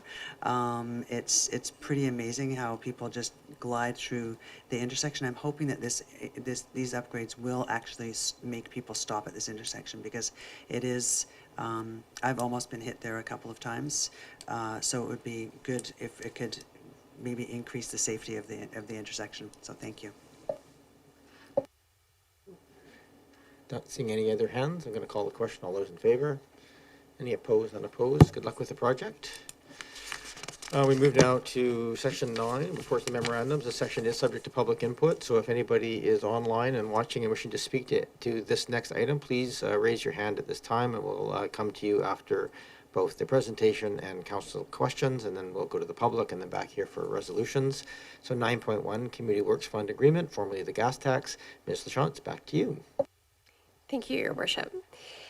I would like to provide a introduction and then a brief summary of the notable implications. Sorry, it's returning from Quebec. That's what's happening right now with my throat. I'm sorry about that. I have a frog in my throat, literally. No. I'm sorry, that was inappropriate. I'm married to one, so it's okay. Selena. Sorry, I'll get back on track. I come to you on this item with good news. Thank you for reading my mind. So as I mentioned, I would like to provide a brief summary of the notable implications, as it's a multi-year agreement, and provide a brief introduction. In June this year, the district received notification from UBCM that as part of the renewed, bear with me because it's a mouthful, but it's important to note it for the record, the Canada Community Building Fund Agreement. The Community Works Funding Program will continue to provide dedicated and predictable funds to each local government in British Columbia for investments specific for local infrastructure and capacity building projects. This program is one of 3 funding streams of the Canada Community Building Fund, formerly known as the Gas Tax Fund, and is a federally and provincially funded program managed through UBCM by way of agreement to BC local governments. The amount to be received under this agreement is based on a formula as set in the UBCM agreement. The first annual allocation commences in 2024 and has been set at $882,566, which is at consistent levels within the previous 10-year agreement. For all subsequent years under the agreement, the annual amount will continue to be based on the formula, with indexing every 3 years, as indicated by UBCM. The first index is expected to occur in 2027. It's a 4% increase. The amounts for years 1 through 5 have been included and identified in the report on page 2, but these amounts are subject to change, so just wanted to make that note for council here tonight. Some of the changes that could occur, local government boundaries could change, new local governments could be incorporated, changes in census populations, and also amounts that UBCM would receive from the government would also impact that ratio and formula. New in this agreement, there is an expansion to the eligible categories, which is great news, notably to include the purchase of fire trucks. A new resilience category has also been replaced the disaster mitigation category. As well, feasibility studies and detailed design projects are now eligible under all infrastructure categories as standalone projects. Requirement to, also new, is a requirement to report to UBCM on asset management activities, and although it doesn't apply currently to the district, larger communities with populations greater than 30,000 will be required to complete housing needs assessments and submit project level data in support of housing report through to the province of BC and the UBCM with the federal government. Of note with respect to asset management, both previous and current agreements contain objectives around maturing asset management practices. While UBCM identifies progress has been made, significant gaps still exist, as identified in the 2022 Status of Asset Management in BC report card. As a result, the district will be required to report on capacity and practice maturity as a condition.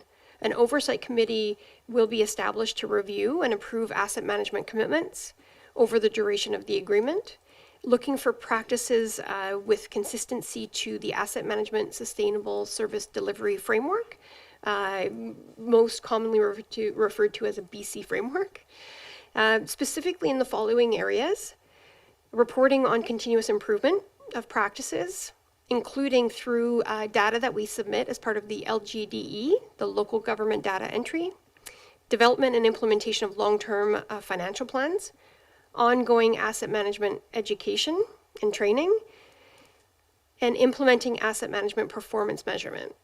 And bear with me, Council. The reason I bring us through all of that is to also bring it back to ultimately we're going to be measured against that. And with the progress made in recent years and continued investment by this council, the district is well on its way to be able to align with those practices that we're being measured against. So hope to have further discussions with council on that in the future. But as we look to this agreement, I wanted to make note of that. Also of note, and lastly, I will start wrapping it up, new in this agreement is that funds that are received by the district each year must be expended within a 5-year period. That was not a requirement historically, but is as part of this agreement. If the recommendation is supported, staff will complete all necessary steps to finalize the agreement and comply with all related terms, conditions, and reporting requirements over the 10-year funding period. Upon receipt of the agreement by UBCM, payments will commence. So the recommendation is that council endorse the 2024 to 2034 Community Works Fund Agreement with the Union of British Columbia Municipalities as shown in attachment 1 of the report titled 2024 to 2034 Community Works Fund Agreement, and that the Mayor and Director of Corporate Services be authorized to sign the agreement. Thank you very much, Ms. Lachance. I do just note that I map out the meetings in time, and we're quite a ways behind right now. So I just it's very interesting, but if just we get to questions quickly, and don't think anybody's going to refuse accepting money. Councillor Braithwaite. Thank you. Yes, it is great to have the money. I have a couple of questions. I noticed that under category 3, it talks about it includes sports infrastructure and recreational infrastructure. So my question would be, could this be used for some of the things that we're doing that we're proposing to do at Carnarvon Park? Could it be used for new park equipment, so like swings and things like that? Or could it be used to help fund the new track at Oak Bay High School? Ms. Lachance, I'm not sure if you're familiar, but the track is actually not owned by the district, so that's the one caveat on that one that might put a wrinkle. But go ahead. Right, yes, and absolutely, as part of the requirement is the district owns assets. So, so with respect to that, so through the chair, you know, in terms of eligibility on specific projects, use and allocation of the community works funds will be assessed as part of the financial planning process each year. So we'll have an opportunity to sort of go project by project. I do have a session with UBCM tomorrow afternoon so we can better understand. It has been my experience as part of this particular funding program that more information is provided in those sessions that's not available to us today. So I would like to maybe take that away and come back. And perhaps I could also add to my list as well as the consultant fees for the Parks Master Plan, because I think that's like $250,000 that we're going to be outlaying for that. And so if we could find out if that could be covered in there, that might be interesting as well. Okay, thank you. Thank you very much. Don't see a rack of hands. I'm going to go to the public, and then I'll come back to this table. Is there any members of the public who wish to talk to us about the Community Works Fund agreement? Gas tax was so much easier. Not seeing any members of the public wishing to speak to us on that. Go ahead, Councillor Appleton. I move receipt of the staff report, Your Worship. Moved and seconded. Thank you. I was going to call the question on that since it's procedural. All those in favor? Any opposed? None opposed? That I would make a motion to approve the staff recommendation, Your Worship. Moved and seconded. Thank you. Is there any further discussion? I will just make a comment that I really appreciate the province or the federal government and the UBCM for administering this. It is interesting how what used to be a fairly arm's length sharing of data is now having a lot more reporting attached to it. And at some point, hopefully never we'll get to the point where the reporting costs are higher than the money handed out. But at this point, still fairly positive on that front. All those in favor? Any opposed? None opposed? That carries. Thank you very much, Mrs. Chance, for bringing that forward. Moving on to item number 9.2, McNeil Traffic Calming Phase 2 options. There's no presentation here. This is bringing back options as asked for by council. Mr. Rennick, did you wish to provide an introduction? Thank you, Mr. Mayor.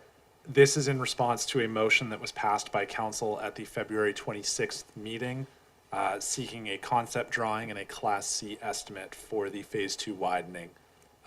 There's no presentation because, as you say, it's basically just responding to that motion. And I am happy to take questions from council on it. Thank you. We'll turn first to questions. Are there questions of staff on this? Councillors, I have Councillor Smart and then Appleton. Thank you. Through you, Mayor, to Mr. Rennick.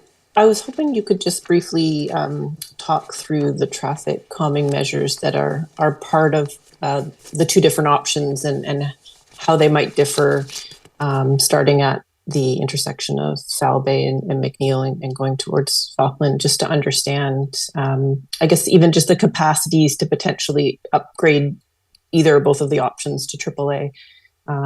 Just trying to understand the sort of overall safety goal and what we're looking at from a traffic calming with the two options. Thanks. Mr. Rennick? Through the mayor, both options essentially provide the same thing, which is that for the westbound route coming up the hill, there is a painted bike lane that is between 1.7 and 2 meters wide. For the downhill traffic, there is a share-o, which indicates that the road is to be shared by cyclists and by vehicles. In option 1, where the road is not widened, there would be no on-street parking at all between Falkland Road and Foul Bay Road because the road is too narrow to accommodate all of those uses. In option 2, there would be ability for vehicle parking on the south side of the road. So essentially, it would be widening the road in order to maintain on-street parking or widening the road in order to put in a bike lane, depending on what your perspective on the matter is. As far as augmenting the design to reach an all ages and abilities standard, I would say that that would be fairly difficult to do in this location. It's still a very narrow road. This is a fairly conservative widening option that still results in the loss of 2 trees, relocation of several streetlights, regrading of several driveways. And in order to achieve all ages and abilities, you would either need to significantly reduce the number of vehicles that drive on McNeil, and I'm not sure what other road they would go to, or else you would be looking at full separation, which would be even greater cost for a very short distance. Anything else, Councillor Smart? Thank you. I guess through you, Mayor, to Mr. Wright, just to follow up on that, if we're not getting to AAA, because I guess I just see the whole success of this project being that vulnerable road users can travel. I'm having trouble understanding what aspects of this design are actually potentially making it safer to cycle in this stretch of Phase 2. Can you just, I guess I was expecting maybe to see things like a bike box or curb bumps or I don't know, something, but I'm having trouble understanding any of the aspects of what you just described, slowing traffic or making things safer. If you could just elaborate a bit, that would be great. Thank you. Mr. Rennick?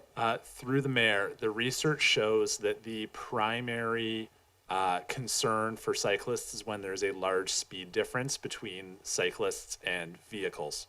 Currently, because people are allowed to park on the north side of McNeil, if you are a cyclist who is riding up that hill and you approach a legally parked vehicle, you essentially have no choice but to pull into traffic to get around that parked vehicle. So having a dedicated bike lane on the north side of the road that no one can park in would be an improvement over the current condition because cyclists going up the hill would no longer be required to mix with car traffic. Through you, Mayor, just one follow-up question to that then. Are we then assuming, I'm wondering how the cyclists turn, like knowing that this is a major commuting route for all Margaret Jenkins students to get from South Oak Bay to Margaret Jenkins, are we assuming that that left-hand turn at the top will have something like a bike box, or are we assuming that Runnymede is going to become the cycling route? And if so, are we going to make that more official and actually coordinate a crosswalk with the City of Victoria where Runnymede eventually empties out to Foul Bay? I'm just wondering about that commuter route and how a small child would navigate turning left at that intersection, or are we really assuming that Runnymede is going to be the cycling route? Thank you. Mr. Rennick. Through the mayor, the intersection of Foul Bay Road and McNeil is entirely within City of Victoria. We have sent this design to our colleagues at City of Victoria, and what they have asked for is essentially what's shown in the package, which is crosswalks on all four legs of the intersection and broken lines to indicate how a bike would cross. This is the standard design that City of Victoria uses at, for example, the intersection of Richardson and Richmond on the Richardson neighborhood bikeway. A cyclist could either move into the lane and signal a left-hand turn like a vehicle, or they could cross the intersection to get onto the Richardson side and then turn their vehicle or turn their bicycle and travel southbound in the Foul Bay Road bike lane. With respect to the crosswalk at Runnymede, that's kind of beyond the scope of this report, but we have had some discussions with our colleagues in Victoria Engineering about the need for a crosswalk there, but I don't have anything definitive that I can report on as far as an outcome there. Thank you. Thank you, Councillor Smart. I have Councillor Appleton and then Patterson. Thank you, Worship, and through you to staff. I guess what I'm interested in sort of, and I appreciate the design that's included here, what I'm having a hard time squaring is my understanding was it seems like along the way the idea of parking, we were looking at options, as I understand it and as I recall, the widening of the travel surface between Falkland, especially between Falkland and McNeil, was to both create space for cyclists on the uphill portion, but also recognizing the fact that residents along McNeil had concern about the parking issue and whether or not there was going to be space for parking. So I'm wondering, it seems to me that the parking components has been set aside in this design in favor of the widening piece. That there's still no parking included, and of course folks have raised concerns about that creating knock-on parking effects around the corner onto Runnymede and those sorts of things. Are we not still considering the idea of parking, some degree of parking all along the McNeil corridor on the south side as part of this widening? So it seems like those two things became mutually exclusive, but I didn't understand that to be the case. Mr. Rennick. Through the mayor, in the February council report, we did address that in the original committee of the whole report, when there had been no discussion of widening, there had been two options, as Councillor Appleton notes, and the other option was essentially sharrows on both sides of the road. It allowed some preservation of parking. That option was essentially removed from the February report just to simplify the debate, because we felt that we were getting into, well, there's option A and option B if you don't widen it, and then there's option 2 if you do widen it. Essentially, we were seeking for direction on whether or not to widen the road, and so we presented what we felt was the best option for what can you do if you widen the road, and the best option for what can you do if you don't widen the road. The feeling was that council did want to see an actual lane for the uphill cyclists, and so that's why that's kind of the option that's being presented in both cases. And I believe there is still, if the road is wide, there is parking on the south side still, is it not, Mr. Rennick? Were the road to be widened, there would be parking on the south side, correct? Okay. Councillor Appleton? Thank you, and just through you, Your Worship, just picking back up on that though, from what I can see of the design drawing that includes widened road, I do note the parking on south side notation, but I don't necessarily, at this level of granularity, I don't necessarily see it on the portion between Runnymede and the corner, potentially between Falkland and Runnymede, but not necessarily on the rest of the westbound side, but maybe I'm just missing it. Mr. Rennick? Through the mayor, I don't have an exact count of the number of spaces, but there is room for parked vehicles. Of course, not immediately within the turning radius, but along that stretch, there is room for parking. I would note that if council, essentially we're looking for a decision on should we proceed with widening the road or not. And if council were to decide not to widen the road, we could bring back alternative concepts of lose the separated bike lane but retain more parking spaces. Essentially, we're just looking for direction on widening or not. Councillor Appleton? Thank you, Your Worship, and that's helpful. I appreciate Mr. Rennick's comments. It's so we're arriving at a Class C estimate here and sort of endorsing a particular type of approach to dealing with it. I'm not sure. I might have not seen in the report, but I wasn't seeing in the report. Is it then to council to request that there be a bit of an iterative design process then for it come out? Is it expected that there would be a more detailed design that would go, or design options that would return to council after one or the other option was approved? Is that kind of what I understand by that? Rennick? Through the mayor, ultimately that is for council to provide direction on. However, we do feel that we have fairly extensive direction from council on this matter already. Essentially, what we don't want to do is have a consultant proceed further along two separate detailed designs. We're essentially looking for which direction do we want to go down.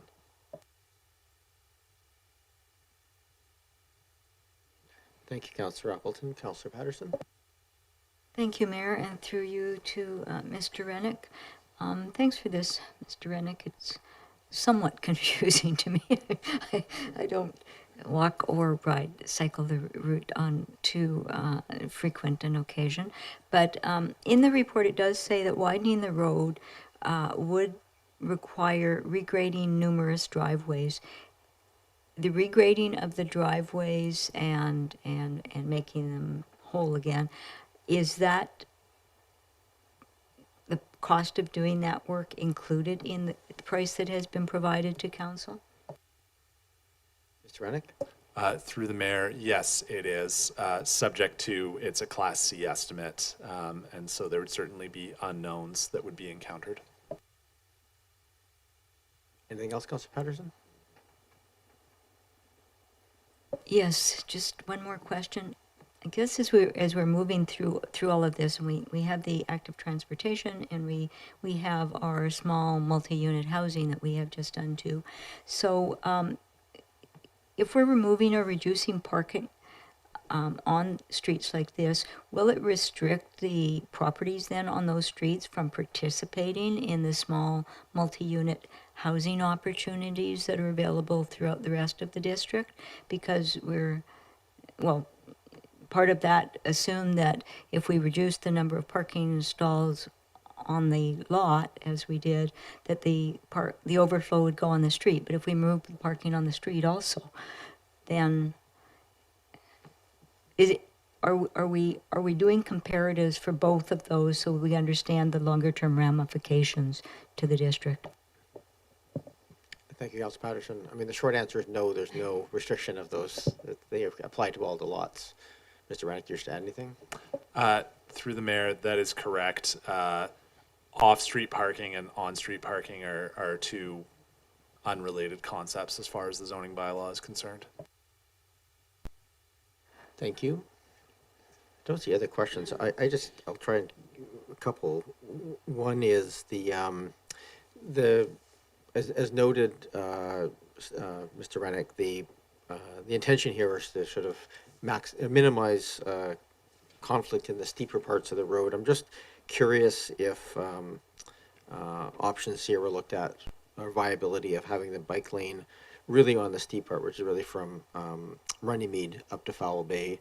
That's where the road starts to increase in steepness, and just looking at applying sort of the other design, phase one design principles, which does retain some parking east of that. Is that, I guess, A, was that looked at, and B, is it viable to look at that sort of model?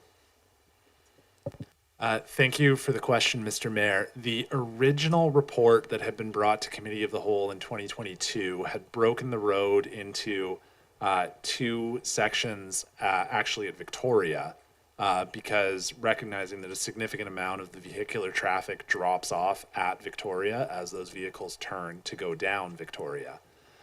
So originally there had been a separated bike lane starting at Victoria, but because, as you note, it's pretty flat between Victoria and Falkland, later as the design was refined, that was why the bike lane was shifted to start just west of Falkland, actually just past the bus stop.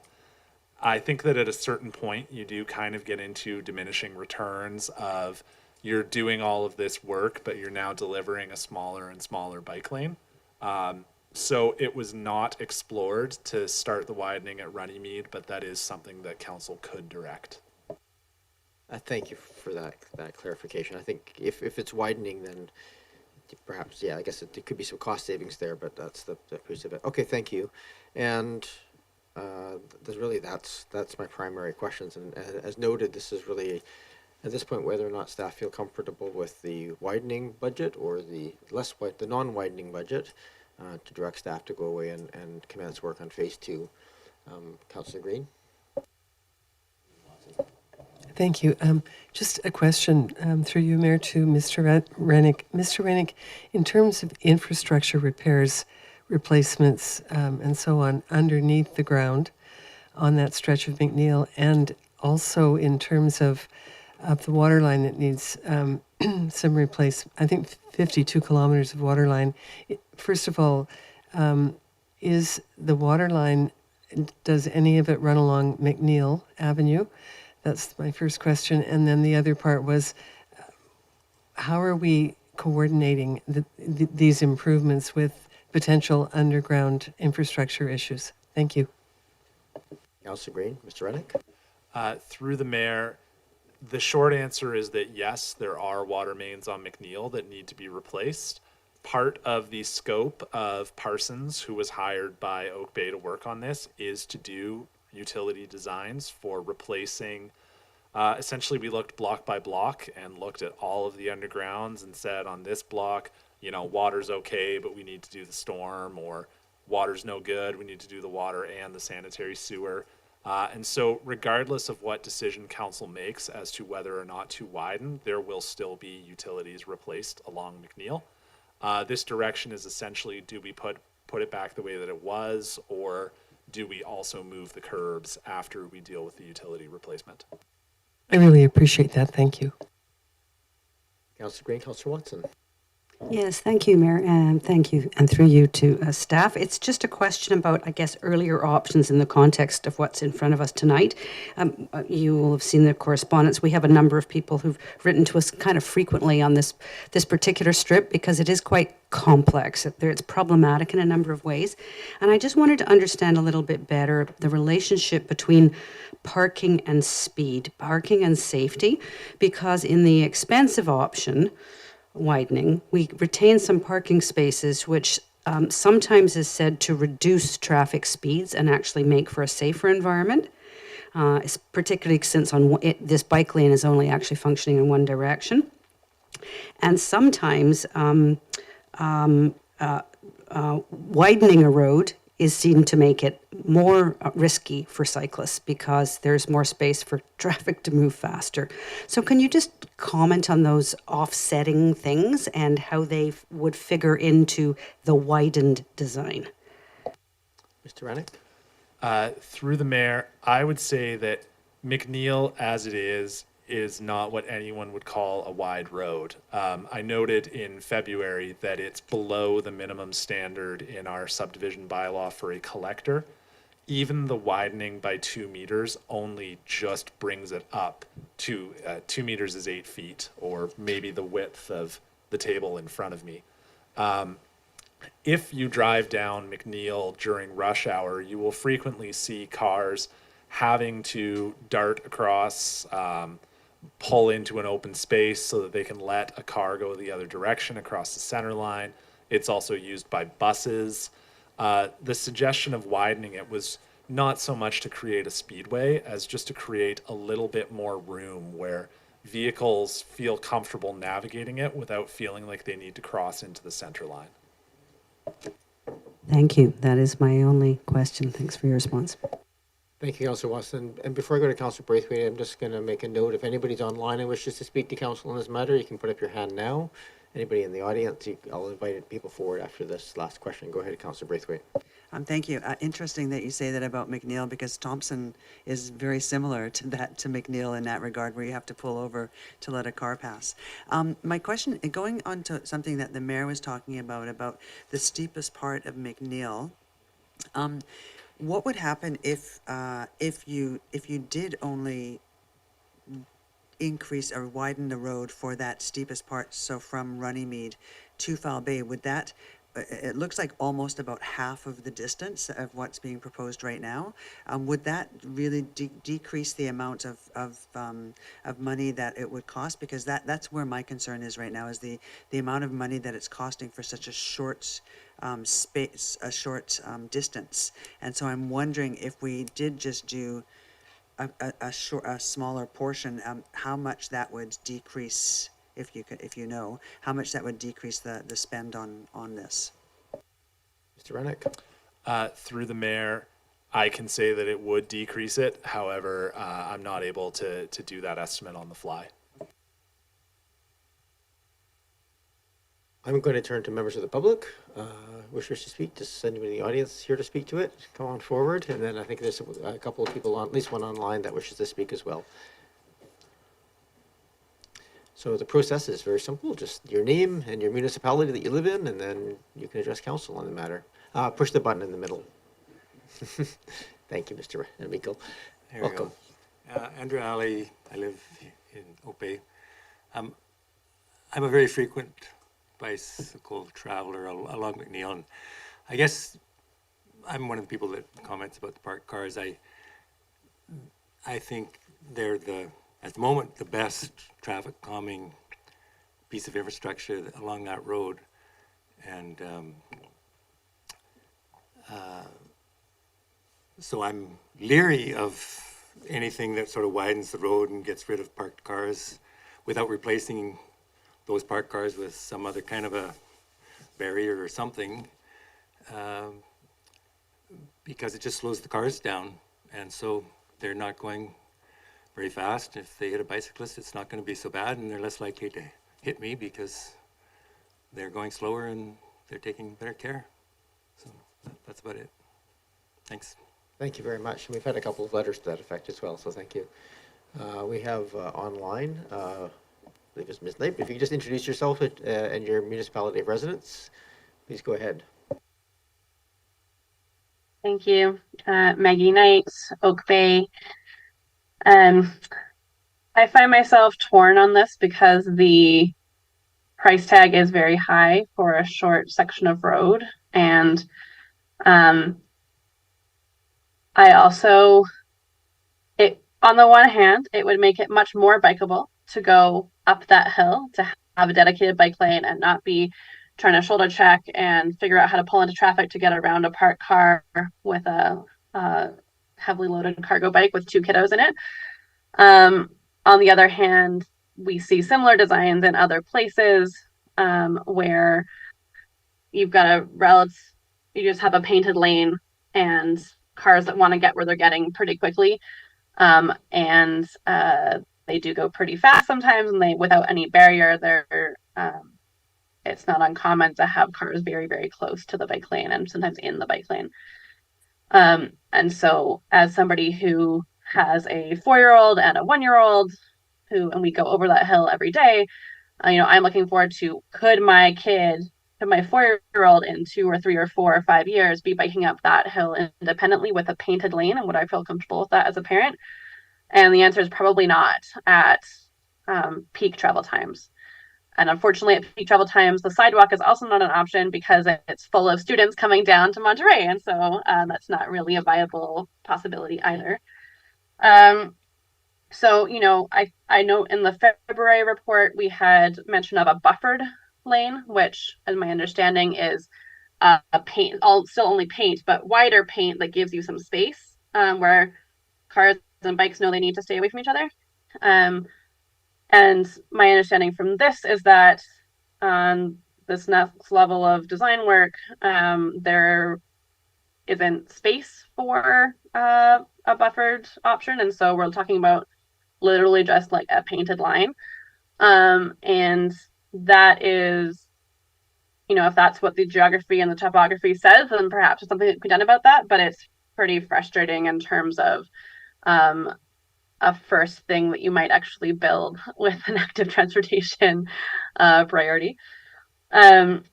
So the only other thing I would say is I would hope that council could ask staff to ask the City of Victoria for a different option for that intersection. It's not appropriate to have the same as the intersection with Richardson and Richmond, because at Richardson and Richmond, it's a much less complex and you have better sight lines in terms of the corners. If pulling into traffic would make it less accessible from an knowledge and abilities perspective, and those cars do not want to let you in a lot of the time in the morning.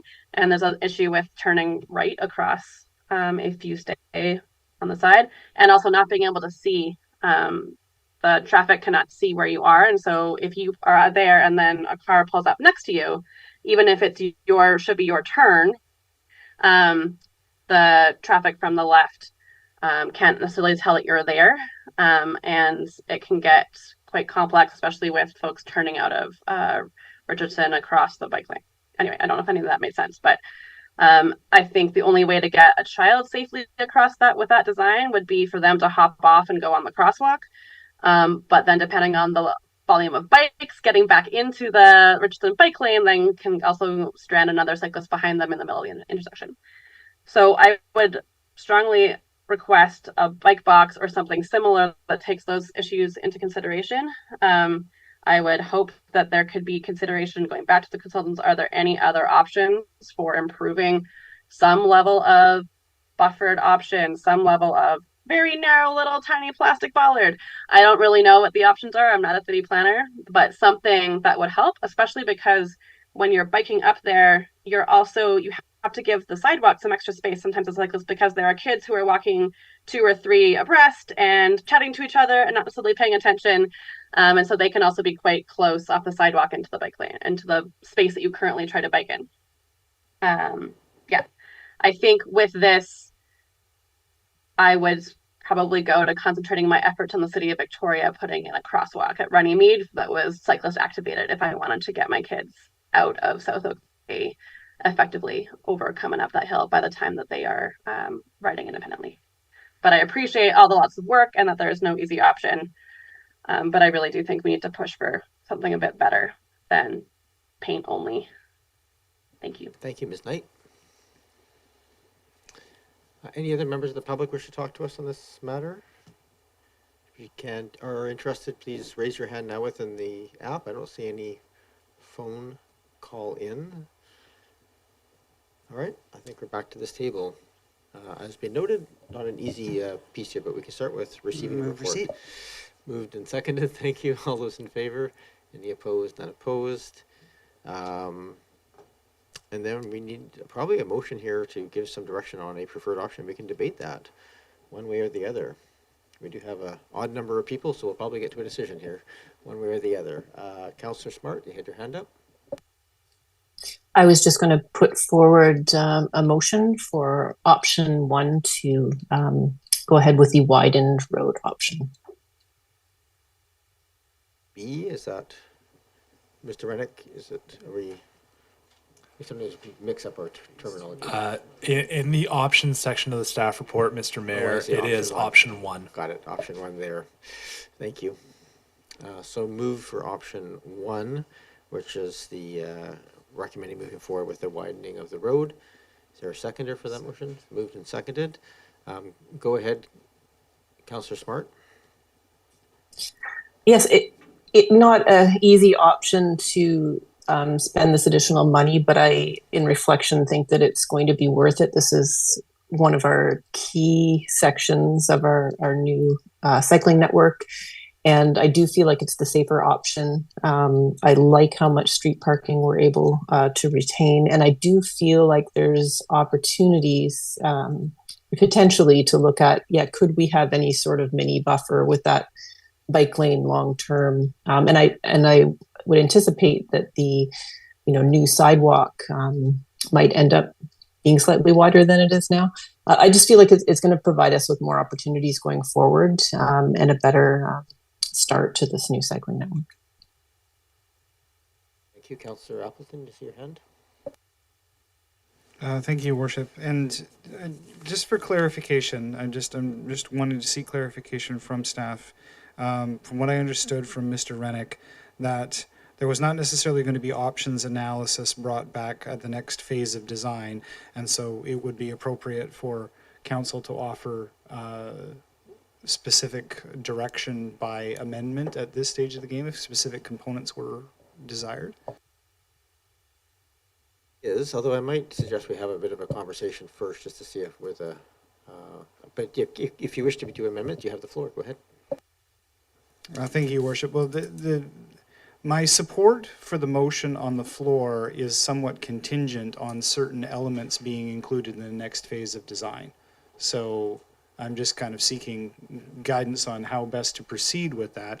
If council was to evaluate options at a later date, then we could debate those things at that time. There are certain things that I think are essential at this stage of the design. Go ahead. Do it by motion. Go ahead. Okay.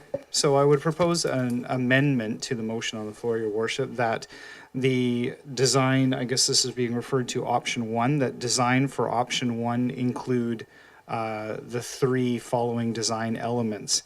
That a buffered lane be included on the north side of McNeil from Falkland to Fowl Bay.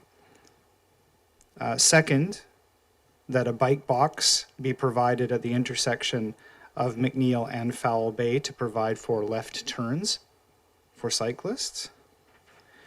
And thirdly, that evaluation of a combination of curb, bump outs, and parking on the south side of McNeil from Fowl Bay to Victoria be evaluated. Just gonna thank you for that. I guess we can have a motion to include the bike box portion of it, even though it's in Victoria. In that case, it would only form an ask of the City of Victoria. Yes, I would agree that perhaps that wording be changed to that staff suggests to City of Victoria. Essentially, you can't bind City of Victoria staff to a motion passed by this council. Is the mover amenable to that? Understood, Your Worship. Okay, thank you. So is the motion to amend, we have for including 3 design elements, a buffered lane, suggestion to the City of Victoria for a bike box design, and evaluation of curb, bump outs, and parking on the south side. Is there a second? Councillor Smart is seconded, okay. Councillor Appleton still has the floor. Do you wish to speak to those? Thank you, Your Worship, and I appreciate all the input on this subject. To my mind, it is recognizing that there's a significant undertaking of infrastructure to complete this.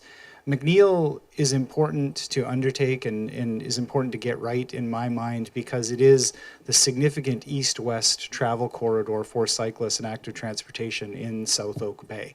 So there's not a very easy or direct other option to have an east-west corridor at that portion of the community. It's why it's identified in the active transportation strategy. I concur with a number of other comments and with some of the folks on in the McNeil corridor and people who have provided correspondence, that to truly make that uphill section to McNeil comfortable for anybody who might want to use that, anybody who's traveling to school. That is the primary obstacle in my mind, is the lack of a separated facility. And so the separated facility buffer on that north side climbing lane is a key piece in my mind. And that, in and of itself, in my view, will make a big difference as to the demographic of people who will use that piece of infrastructure. And if we build it and invest in it, then we want people to use it. Similarly, the bike box and a holding place for cyclists and other active transportation users as they cross the intersection is also key. There are children and folks turning left to go down Fowl Bay to move towards the school. They may choose to use the Richardson corridor as well. But the left-hand turn is very tricky at that particular point. There needs to be that piece of infrastructure in my view. And as multiple people in the McNeil corridor have indicated to us and have indicated through correspondence, the parking issue on the south side is significant to slow vehicles down, but you can slow vehicles down too as well with a combination of physical infrastructure and parking, and that offers interesting streetscape opportunities. So I hear people saying they want to retain some parking. We can also look at other options that combine bump outs or other, street design that retain some of that parking as well. So these are three design, and again, I put these forward at this point, Your Worship, because I understand that it may not be desirable to review a number of different design options and have staff do the work to present that in the future. I understand that. So I'm putting these forward at this time because I think these are key pieces to get right at this stage of design. Thank you, Your Worship. Thank you. I have speaking to the amendment at this point. Anybody wish to speak to the amendment? So I did have Braithwaite. I wasn't sure if your hand was for the amendment or for the main motions. I have Braithwaite and Smart. Thank you. I definitely hear what Councillor Appleton is talking about here. However, the only part of the amendment that I could really vote for would be the bike box part of the amendment. So I'm going to have to vote against the other part of the amendment. And I think that I'll save my reasoning around that for discussion on the actual motion when it comes up, the original motion. Okay, thank you. Councillor Smart? Thank you. Yeah, these are the value-added pieces that I feel really justify the additional price tag with this option number one. And I think doing them now, and I appreciate it coming up at this point, is so important. This is the threshold to what is going to be the first major piece of this cycling network. And I do appreciate all of the points, but especially the third one, just around really what that south side could look like. And I feel like these are key pieces that would give staff enough direction to really make this a great success. Thank you. Councillor Patterson, to the amendment motion? Yes, I'd like clarification on it, perhaps, if staff could help me, because already the project is potentially 1.35 million, and there were, I believe, additional annual maintenance costs that would be then coming into the operational budget of about 15,000. I have no idea what impact a buffered bike lane or the curb bump outs could potentially add to the cost, or in fact change the cost in any ways. So perhaps just perhaps the impact, not an actual figure that I'm looking for, but an impact on the price is what I'm seeking. Mr. Rennick, as best you can. I would not say, through the mayor, I would not say that the increase going from a paint line to a buffered bike line would not have a significant cost increase. The bump out would really be a question of how many bump outs and where they are, but I would not view what was being proposed as being drastically different from what's in the staff report. Thank you. Don't see any discussion on the amendment. I'm going to speak in favor. I think that those options, I think, for inclusion and consideration are important. I think they add to the improvement of the option one. I'm not sure I'm ready to support option one, but I think if it goes forward, I think it's an improvement over those pieces. So speaking to the amendment, I'm in favor. Any other discussion? All those in favor? And those opposed? I have Councillor Braithwaite opposed. Thank you. So that motion carries. So that we now have a motion on the floor, option one, which is design B for clarification. On the floor, I have my speaking order as Councillor Appleton. You still have the floor. Do you wish to have anything else? Thank you, Your Worship, and I appreciate the support on the amendment and the context for that. I just think that again, this is the significant east-west corridor, and I feel very strongly that a redesign done well here and implemented in the way that's contemplated here can significantly affect mode shift and can really change people's travel patterns. And it does address the concerns of citizens along the corridor. Many people that I've spoken to along McNeil, spoken about the traffic concerns, spoken about the speed concern, spoken about the interest in having a redesigned streetscape while reflecting the challenges that are in this corridor, and I appreciate staff's casting their mind to working in a challenging environment. This said, it is very important. This reflects, I believe, the best we can do in a very narrow corridor that has some limitations. Moving forward, yeah, I think as council has undertaken and has committed to do that, to follow a AAA design in all situations. It's not achievable here very easily, but I think we need to get as far as we possibly can. Thank you, Worship. Thank you. Go ahead, Councillor Braithwaite, and then it's Councillor Green. Thank you, Mayor. I really want to see something go forward here. What I am struggling with is the price tag on this. It seems like a heck of a lot of money, and to spend the bulk of our cycling infrastructure fund right now on this short period. What I would like to see is something maybe rejigged on it. And I think about what they did around Lansdowne School coming down the hill from Camosun, where they did widen, but they put the bike lane next to the sidewalk. And so the traffic was still able to go. You could park cars there if you chose to. And those, if you did that on this section of McNeil, if you widened it so that the bike lane was actually next to the sidewalk, then you could still have the parked cars, and that would act as an even more of a buffer. And you could then bring it up to the intersection at Foul Bay and do some sort of do the rejigging of that intersection as we were talking about, or get City of Victoria to do that. So that's kind of where my head's at right now, is that love to support something like this, but I'd like to see it done a little. Mr. Rennick, I know we did ask for that option. It came back and we discussed it in the past, but I can't remember the specifics of how that turned out. Can you just refresh your memory? Thank you, Mr. Mayor. That was brought back in February, and essentially whether the bike lane is at the same grade as the road or the same grade as the sidewalk, you still need more space, which means encroaching, regrading driveways, relocating streetlights, etc. And so staff felt that ultimately the price tag on that would pretty much be the same as what's being presented here, and felt that it was not the optimal use of the space, and so didn't go any further with it. Thank you for that. I have Councillor Green and then Watson. Yes, thank you. And I just have one question before I make comments through you, Mayor, to Mr. Rennick. Mr. Rennick, I was going to ask you, oh gosh, it just left me. It just left me. I'm sorry. I know what it was. If you're widening the road, will there be encroachment on private property, or are we able to do it within the boundaries of public property? Thank you. Mr. Rennick?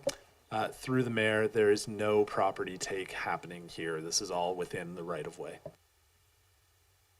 Thank you. I'll just make my comments. And the reason I asked that question was I heard from a resident who called me about new trees that he had just planted. He and his partner had just planted on their property near the road. Excuse me. And they were very concerned that those trees would be impacted. And so I'm very glad that there is no encroachment beyond beyond what is municipal property. The other concerns I've had raised with me, both in writing and some of us have seen them, those concerns are about the parking and parking restrictions or lack of parking on this stretch. So there are concerns about parking, and thirdly, there is concern about the price tag. And I'm afraid that I cannot support 1.3 million or $3.5 million for half a block, essentially.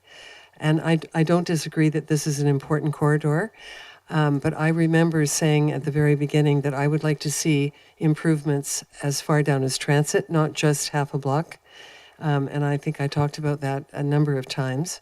I think it's a whole corridor that we're looking at essentially, but I cannot support this particular option. I could support the option that is at a $10,000 price tag. And one of the reasons I'm concerned about the cost is the timing around whether or not we're going to be doing infrastructure improvements on this road under the ground. And so what impact will that have, both financially and in terms of timing around improvements? How will that impact what our plan is? So I'm sorry, I can't support the motion as it is. Thank you. Thank you, Councillor Ray. It's probably just worth noting and reminding that the phase one of this project was delayed as we decided to postpone it until the underground work was completed. And so this second phase would follow the same process, correct, Mr. Rennick? That we are really looking to piggyback this on top of all of the required infrastructure upgrades underground. Yes, thank you, Mr. Mayor. The phase one project does go all the way to transit, and indeed the timing for implementing that project will be later in 2025 to allow us to do the utility replacements. I would also note that the utility replacements come from a separate budget. Those are separate programs in the financial plan. And so I would say that when you are looking at the costs of widening or not widening, that the utilities are essentially they're going to be done no matter what. And so I would say that's not a factor in this particular decision. And I appreciate the comment, but it comes from the same taxpayer. It may not come from the same budget, but it does come from the same taxpayer. Thank you. Councillor Watson? Thank you, Mayor. And I do have just a question before I comment, and it follows up on this issue with respect to timing about the infrastructure, underground infrastructure along the whole stretch, and this particular portion that we're discussing tonight. Was it expected that if it was widening, that the widening work is done actually timing-wise at the same time as the infrastructure work? Is it like, do they have to be, would they be done together, or are they totally independent construction events? Mr. Rennick. Through the mayor, the widening happens after the underground utility because you do the underground work first and then backfill it. However, they're being designed by the same company, and so really the desire to seek a decision is because the three-dimensional work, the grading, really we need to get going on it to meet the timelines of this project. And so staff's hope was that we would be able to provide direction to the consultant so that they can proceed with that three-dimensional work. That complicates my thoughts about this quite a bit. I will say a few things. I think it's a very big price tag to proceed with widening at this point in time, given the full extent of our plan for the whole municipality.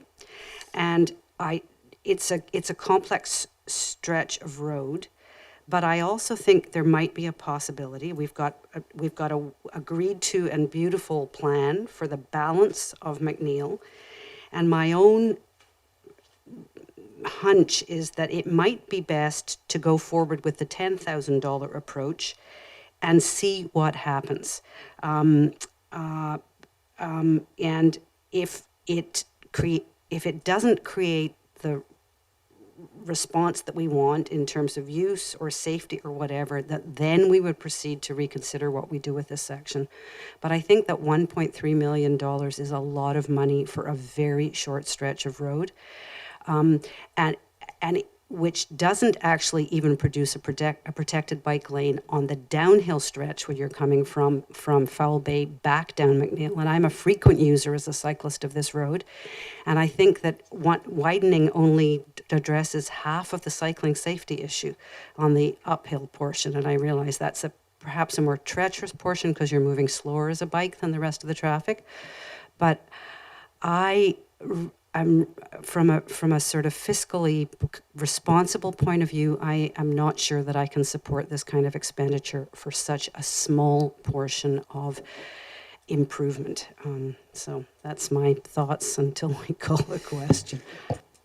Thank you. Any other discussion on this? I'm going to go ahead, Councillor Patterson. And Yes, thank you, Mayor. And I'm somewhat echoing Councillor Watson's comments, but I hate to because I know the extent of the work that staff have put into this project. But my concern is the same.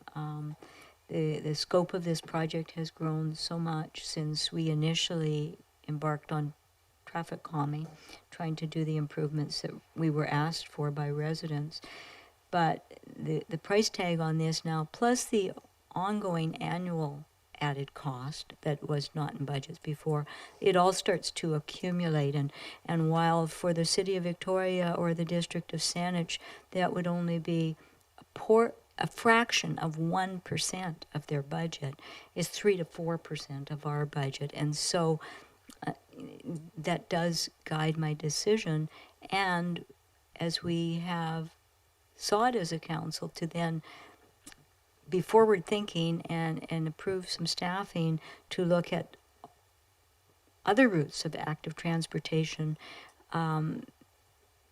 If this is an example, the magnitude of those projects could be extensive. And so I also would support going with the 10,000, seeing how it works. But I think that I would like to kind of extrapolate some of what we've learned from this and overlay it on some of the other projects so that we ensure that we're doing what is best for the district's residents, more responsive to them, but within a reasonable financial platform that we could actually deliver on what we plan. So I won't be able to support this at this point in time.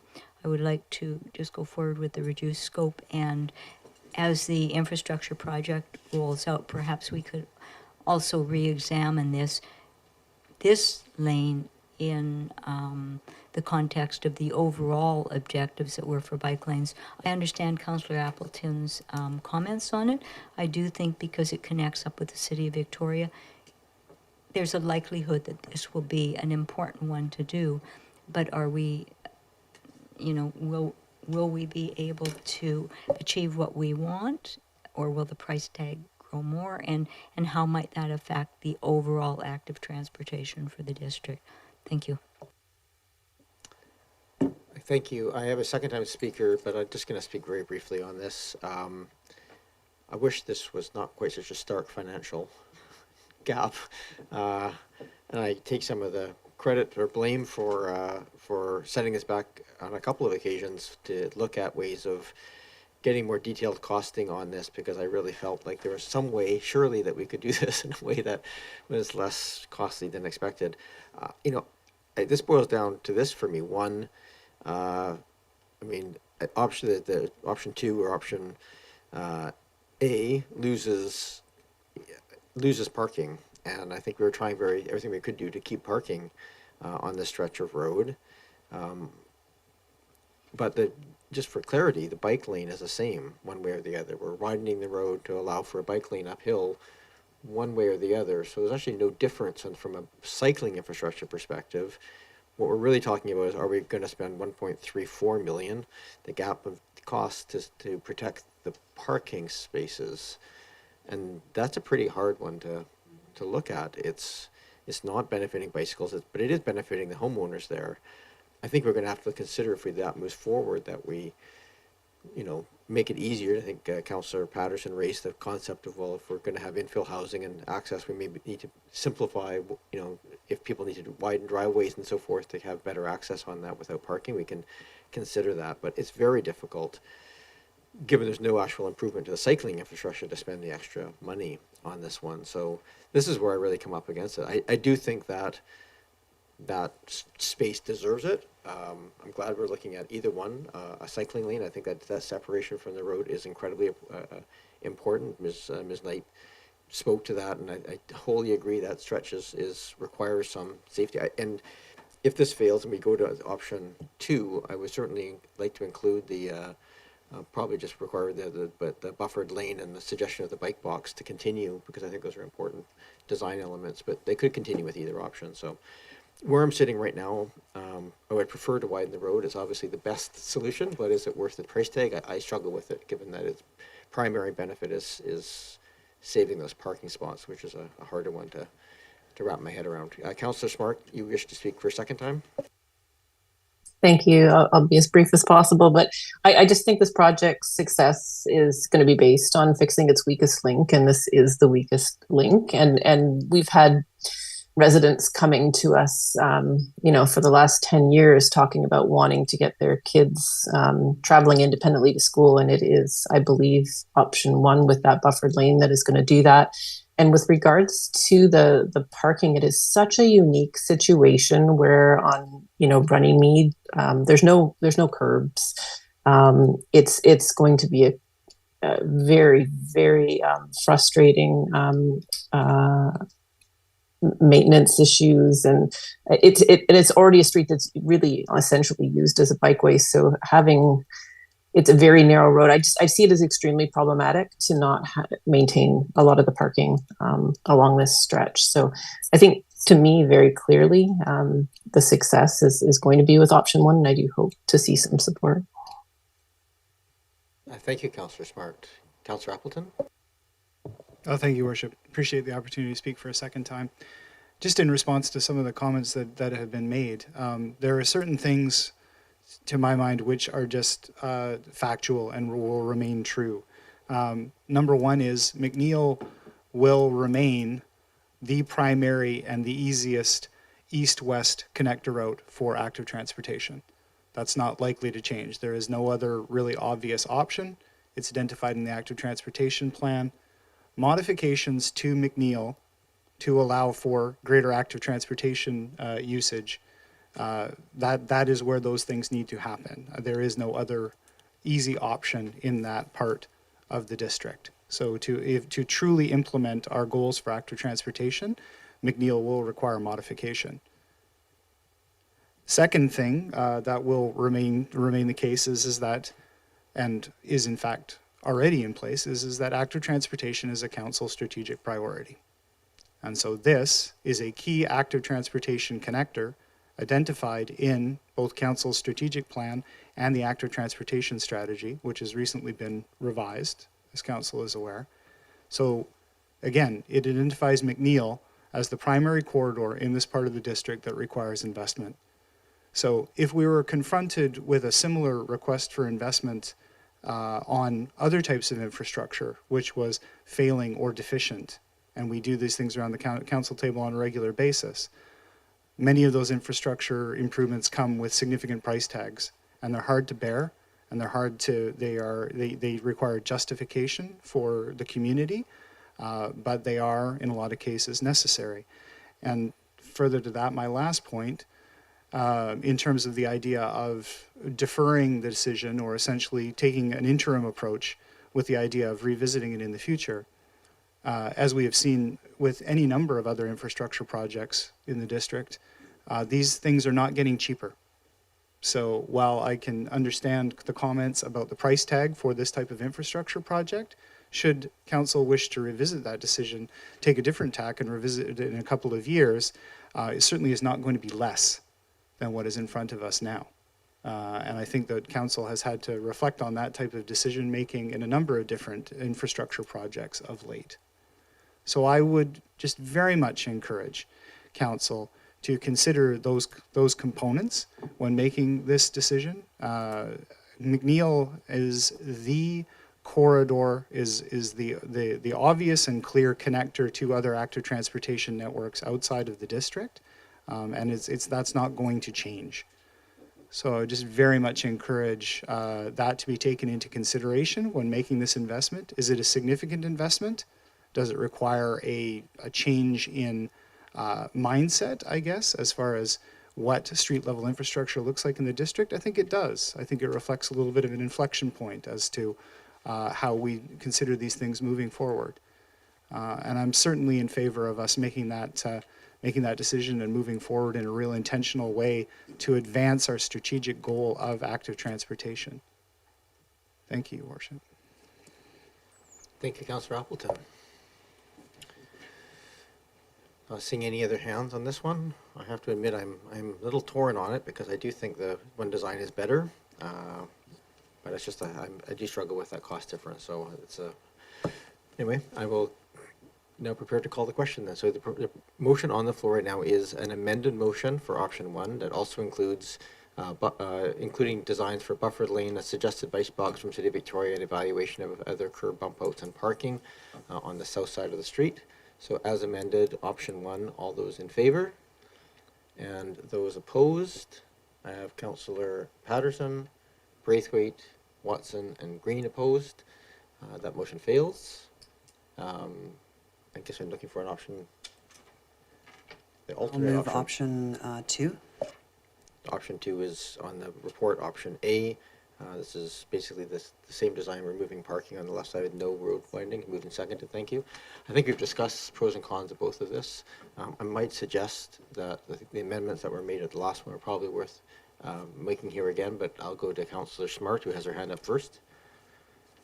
I was just going to voice that I won't be supporting this motion, and I would hope potentially that we might consider reducing the length of the bike lane in option 1 before potentially going to this motion. But I know that came up as from staff that could be a significant cost reduction if the length of that bike lane on the north side wasn't as long. I just wanted to put out there my support for that option. So can you just explain that again? So you're not supporting this motion, but you would support an option 3, which would be option 1, but with a shorter bike lane. Is that the? That's correct. Okay, thank you for that raising that concept or that potential. I have a motion right now for that. I have a mover and seconder. Is there anybody else who wishes to speak to the motion? Councillor Appleton. Thank you, Your Worship. So speaking against the motion, obviously not something that I can support at this stage of the game. I'll be very brief in my comments about it. Again, I will remind Council that Council made the commitment at a previous discussion around active transportation to pursue AAA infrastructure as the default. And simply, this is so far away from that commitment that there's just no way that I can support that. I appreciate the option being included, and certainly this type of infrastructure was the type of infrastructure that was fairly standard not that long ago.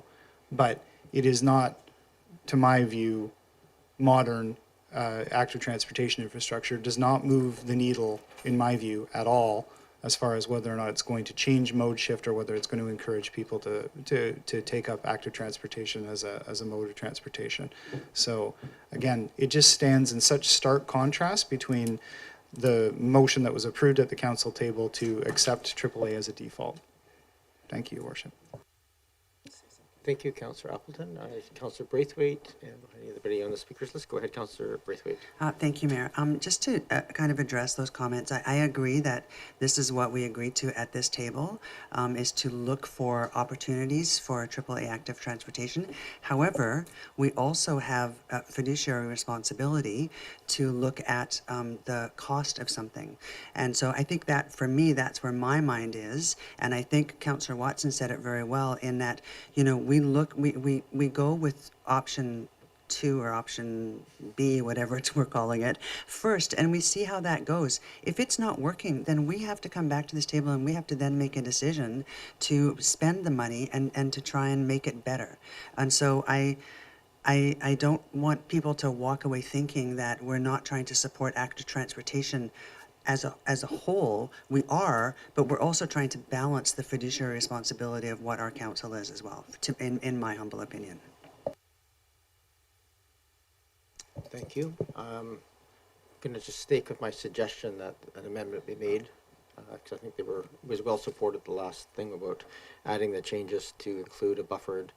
I'm not sure, it doesn't really refer to the last part, but certainly the buffer lane and a suggestion for a bike box from City of Victoria. Is that your motion, Councillor Watson? Yes, I would like to move an amendment to the motion on the floor to include the changes that the uphill bike lane be a protected or a buffered bike lane. I guess exactly as we had when we had the motion before. So it was to follow up with the City of Victoria about introducing a bike box at the top of the hill and evaluating the use of curb bump outs and parking on the south side as options. Well, maybe I'll go after Councillor Appleton, who made the original motion. Do you wish to make that again as a piece? Your Worship, I think staff may wish to comment on that, because I believe that my understanding is that if the non-road widening option is selected, that there is no space for a buffered lane on the north side of the road. Mr. Rennick? Through the mayor, Councillor Appleton is correct. Okay. Right, I withdraw that proposed motion, amendment to the motion. Okay, thank you. Is there still a request, though, to ask for a bike box from the City of Victoria? Yes. Moved and seconded. So the only amendment here is just to add a request as part of this. So speaking to the amendment, Councillor Smart?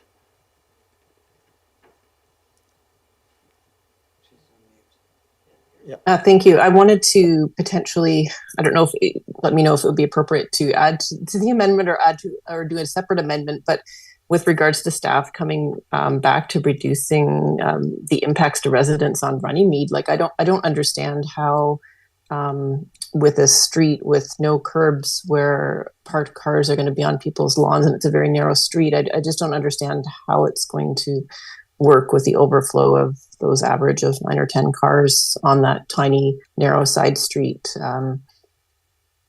So I just would like to put forward an amendment, and perhaps it's separate after this vote, just with regards to coming up with a plan for what we're going to do for parking. Get us probably a motion arising, and we can get some clarification on what that motion might look like, because it's separate from the approval of the design. So we'll take that. So right now I have a motion on the floor to amend to include a request to bike box from City of Victoria. Anybody else wish to speak to that amendment? Seeing none, all those in favor? Any opposed? Councillor Appleton opposed. That carries. So we have a motion right now for option 2 as amended. Further discussion on that, Councillor Watson? Yes, I would just like to speak in support of the motion that's on the floor.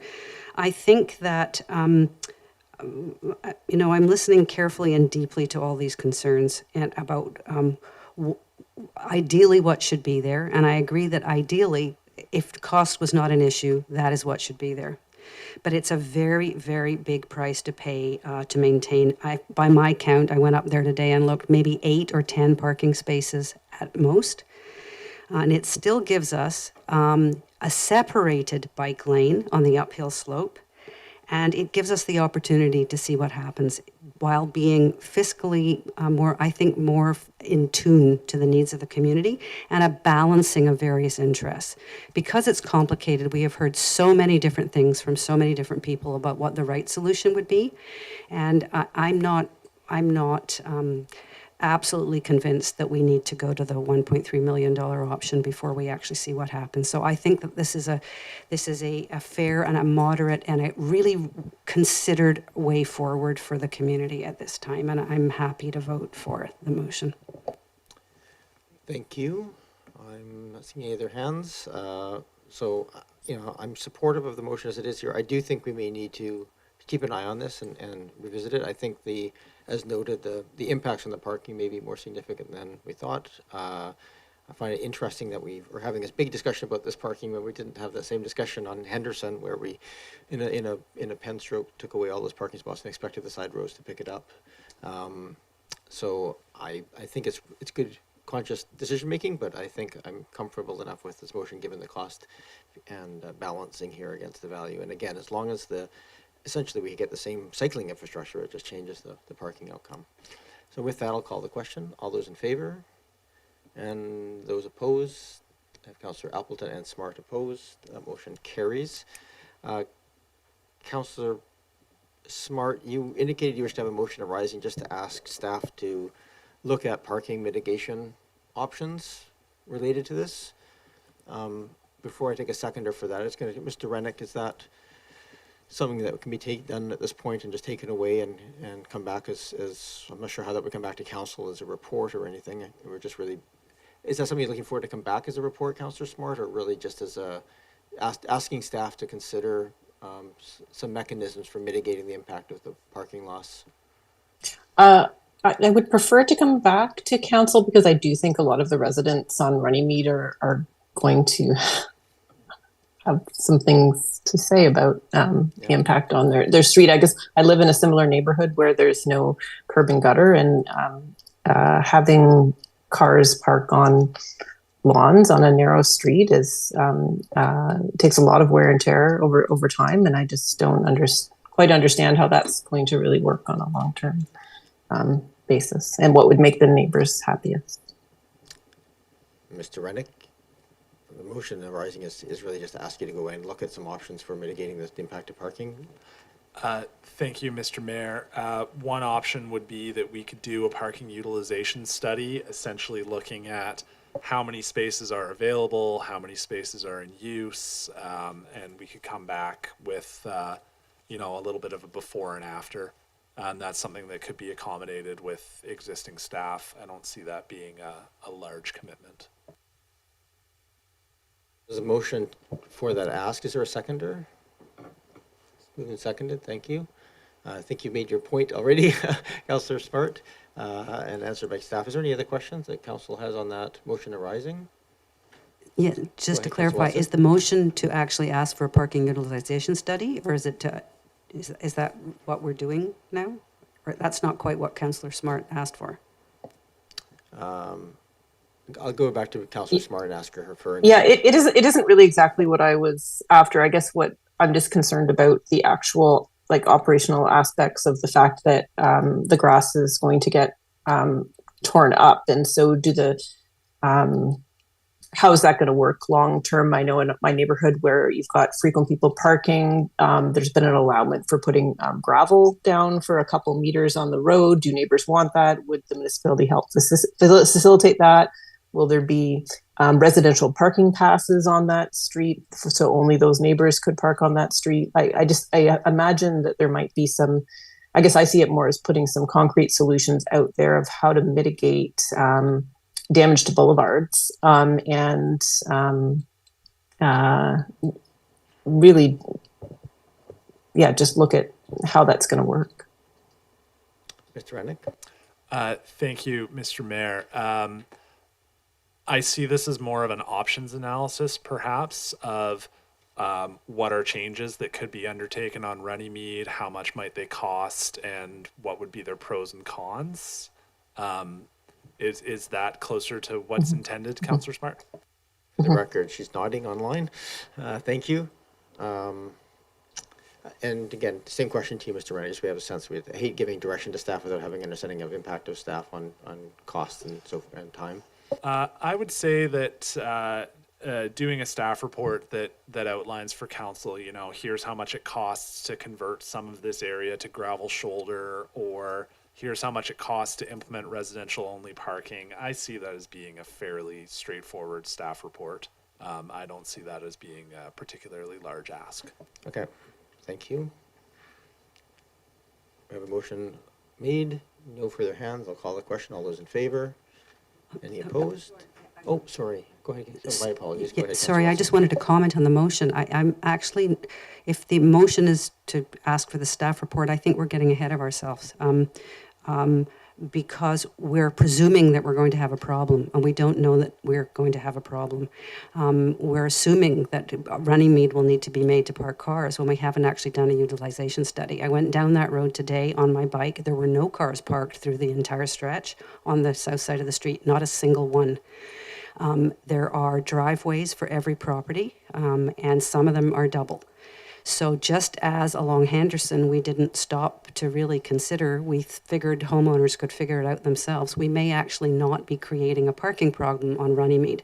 So to then look at options on how to address Runnymede, I think is premature. I think that the first thing to do would be actually to do a parking analysis, as Mr. Rennick has suggested as a possibility. So I won't be supporting this particular motion. Councillor Green, I'm just conscious of time. I want to get through this, but go ahead, not to stop you. I'll go very quickly because I live in this neighborhood, and so it isn't just Runnymede that would be a potential concern. There are other side streets that have the same issues. So I think, and we, when the Henderson issue came up, I think Councillor Watson and someone else made a good point. I believe it was you, Mayor, actually, that we weren't so concerned about side street parking. With the Henderson decision, I voted against that decision, but I did raise side street parking. So if we're going to do one street, then we need to do all of them in that block. And so I'm not sure we're up for that, either cost-wise or philosophically. Thank you. Mr. Rennick, I just want to get your clarification on the ask here, because I think the point here is, I mean, these changes run down and have some impact all the way along the street. We haven't done any further parking analysis further on the phase one.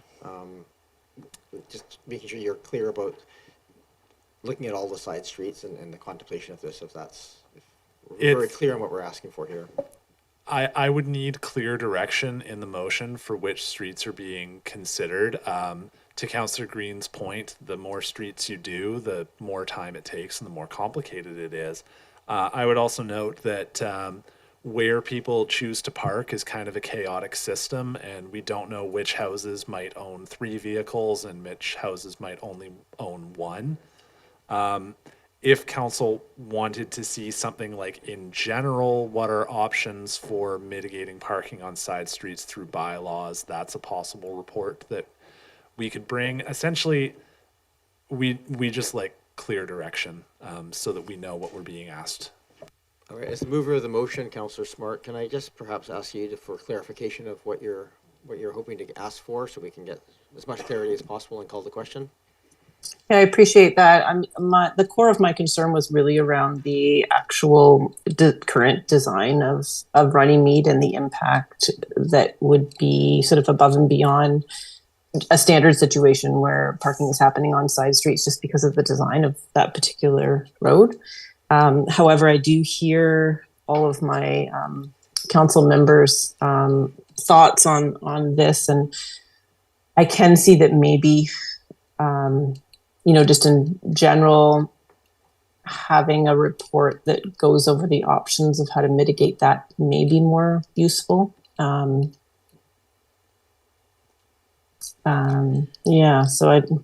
I'm sorry, I'm torn on this one, hearing what my colleagues have to say. I'm just foreseeing a problem ahead of us and just wanting to get ahead of it.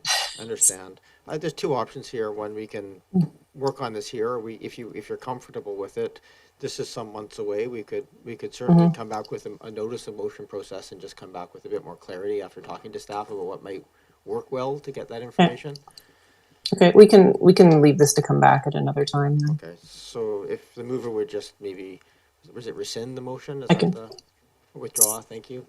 And the seconder, I think, was here. Yeah, okay, we're both amenable to that, so we'll take that away and work with staff, come back with some more clarity of that ask. I appreciate that, to allow us to move forward. We are well behind our schedule, obviously. I'm going to make a motion to extend the meeting till 10:30. I think we're going to need at least 11, I think, if that's... Till 11.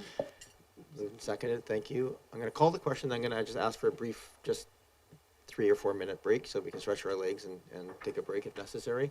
So I'm going to call the question on the extension. All those in favor?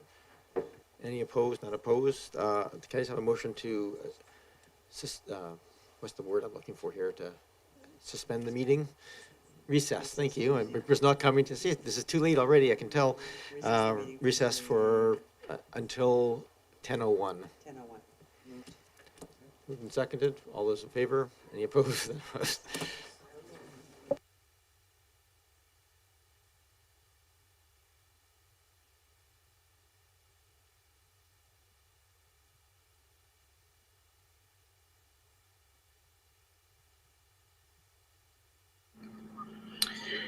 Thank you all. Have a good night.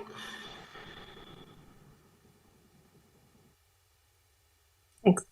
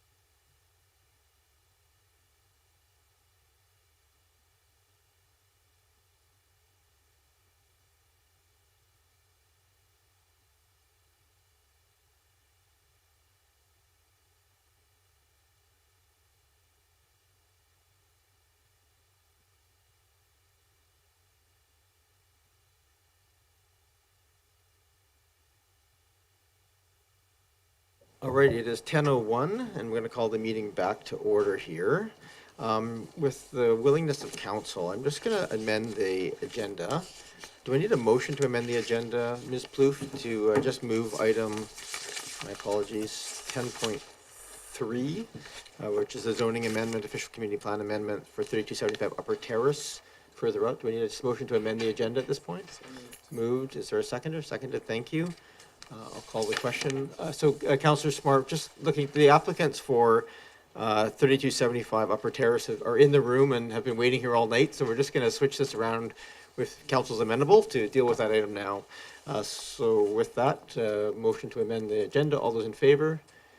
Any opposed? None opposed. Thank you. We are on 10.3, and we do have the applicants in the room. Now, in fairness, I said that, but is Mr. McStravick or Mr. Bowl around to introduce it? Just looking online, I realize I may not have the staff here at the moment. May have to bring them in.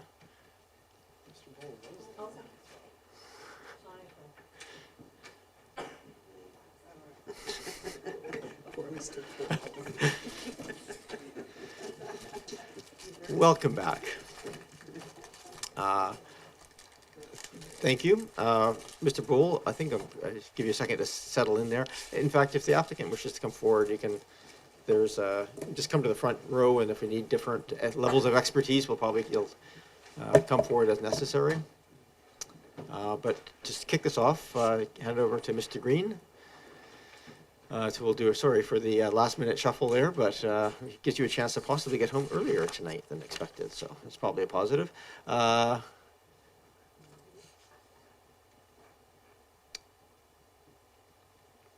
soon as Mr. Green, I appreciate your just bringing up your computer and opening it up, so I'll give you that moment to pull it up.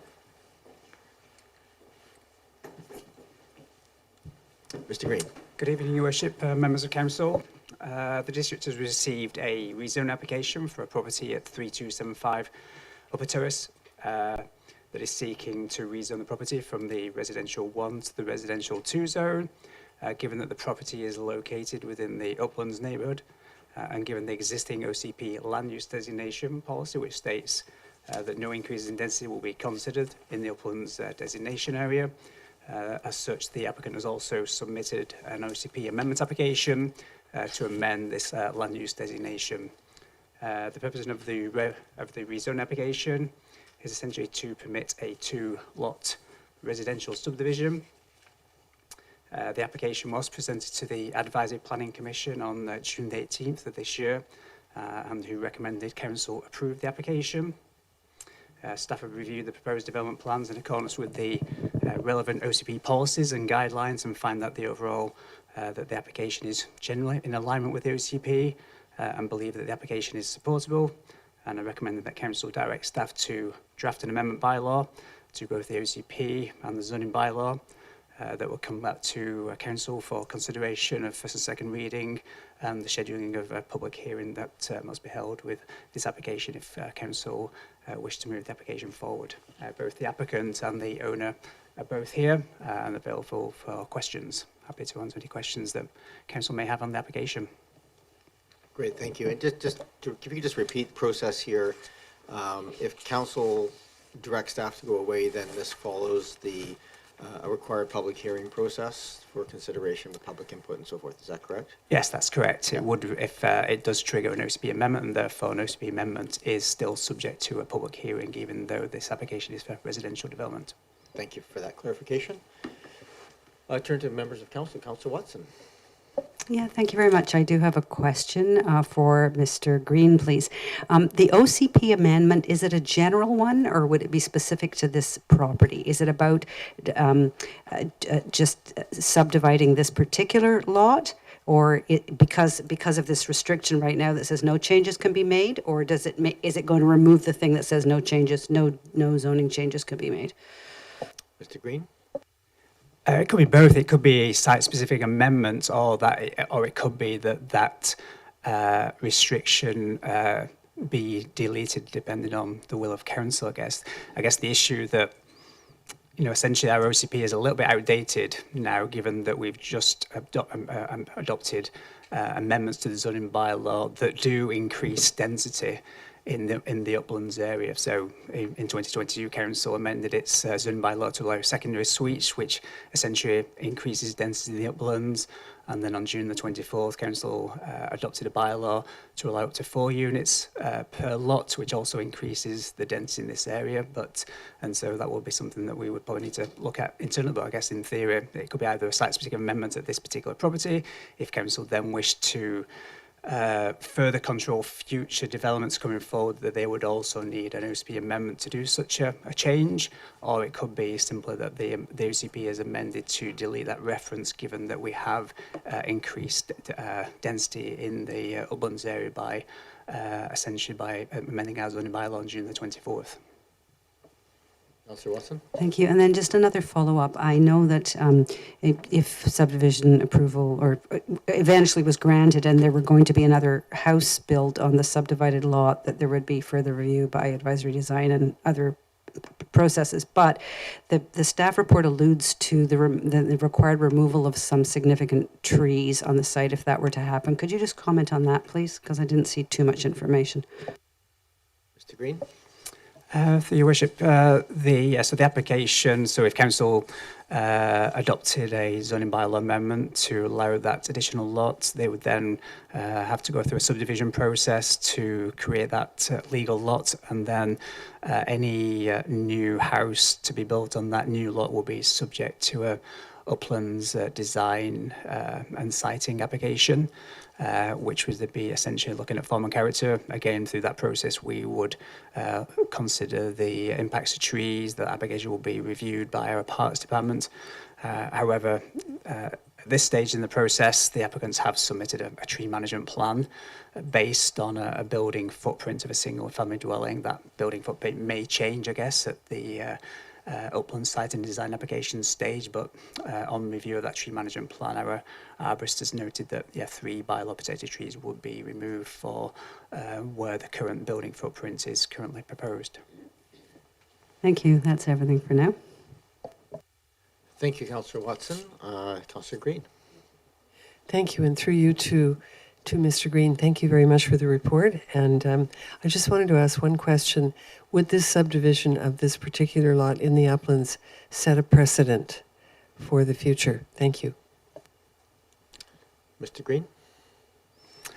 Through Your Worship, it wouldn't set a precedent. Obviously, every application will be considered on its merits. It would just because whilst this is a site-specific zoning amendment, so the other lots that are zoned R1, if they wish to rezone from R1 to R2, they would still need to go through a rezone application that would come to council for consideration and will be reviewed by staff as well as the Advisory Planning Commission.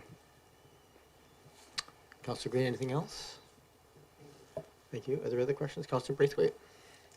Thanks, Mayor. And through you, I was looking at the staff report, and on page 7 of the staff report, and I'll wait till you get there, at the very bottom in the chart, it says owned unit, 2 proposed, potentially 8 units. And in the third column, it says a minimum of 2 owned units will be added to the housing stock in Oak Bay. The existing home on Lot A along with a new single-family home on Lot B. But it's really only 1 home that would be added. Is that not correct? So it shouldn't say 2 there. It should only say 1. Am I correct in that? I think that is correct, Councillor Green, or Councillor Braithwaite. Yes, Mr. correct. Green, Yes, that should be 1 new owned unit will be added. Yeah, in accordance with, in addition to the existing house that is also proposed to have a secondary suite. Yeah. Thank you. And my next question would be, and I'm sad that we had to do these out of order because I think I would have brought this up and still will under the Housing Action Program. And that would be, what would it mean to decline this now and wait, and if it could come back after the OCP was changed, if we included the uplands in the Housing Action Plan to change the bylaws around the uplands? So then we could look at it a little bit more holistically, I guess, in 2025. So what would that look like if we did decline it tonight? Thank you, Councillor Braithwaite. And just for clarity, anybody watching on that one, because there's some complexity of declining and bringing things back. So, Councillor Green? Yeah, so that is an option for council. Council could decline this application. It would be preferable for council to decline application rather than to defer this application until the outcome of an OCP. Council does need to make a decision under the legislation. They must consider applications that are brought before the body.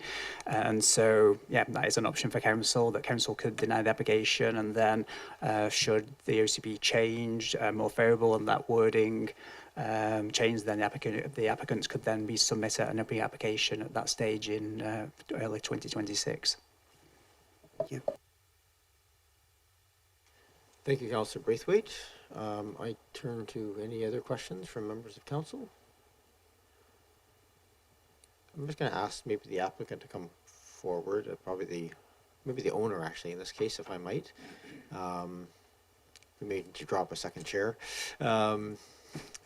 Just if you could maybe just share with us the driver for this, because it is a little bit outside of our norm in the uplands, and just maybe just some explanation of why the subdivision, why now, and what you're hoping to see out of the land.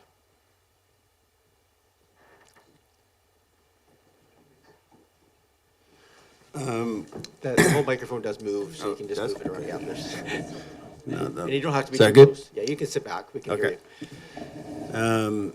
Yeah, when we purchased the home, it's great. We love the area. I grew up in Oak Bay, North Oak Bay, and quickly once I cleared the back half of the property, it was all high hay. That I realized I knew the size of my property, but I feel it's a large piece of property. It goes right from Upper Terrace right through to Midland. I felt like, it's probably an opportunity to add a home, or now more, I guess, with the new rules. And, with the interruption of it just being one driveway and on a new separate street, not affecting my home now, dividing the property right in half, it just seemed to me to make sense that we would go to the city and ask if this would be appropriate. And we sat down with the department, and it sounded like it was appropriate to do so. So then I had Mark, who's been a builder of mine for years, get involved to help me with the process, and here we are today. Thank you for that clarification. Any other questions for the applicant or to staff? Go ahead, Councillor Patterson. Yes, thank you, Mayor, and through you to staff.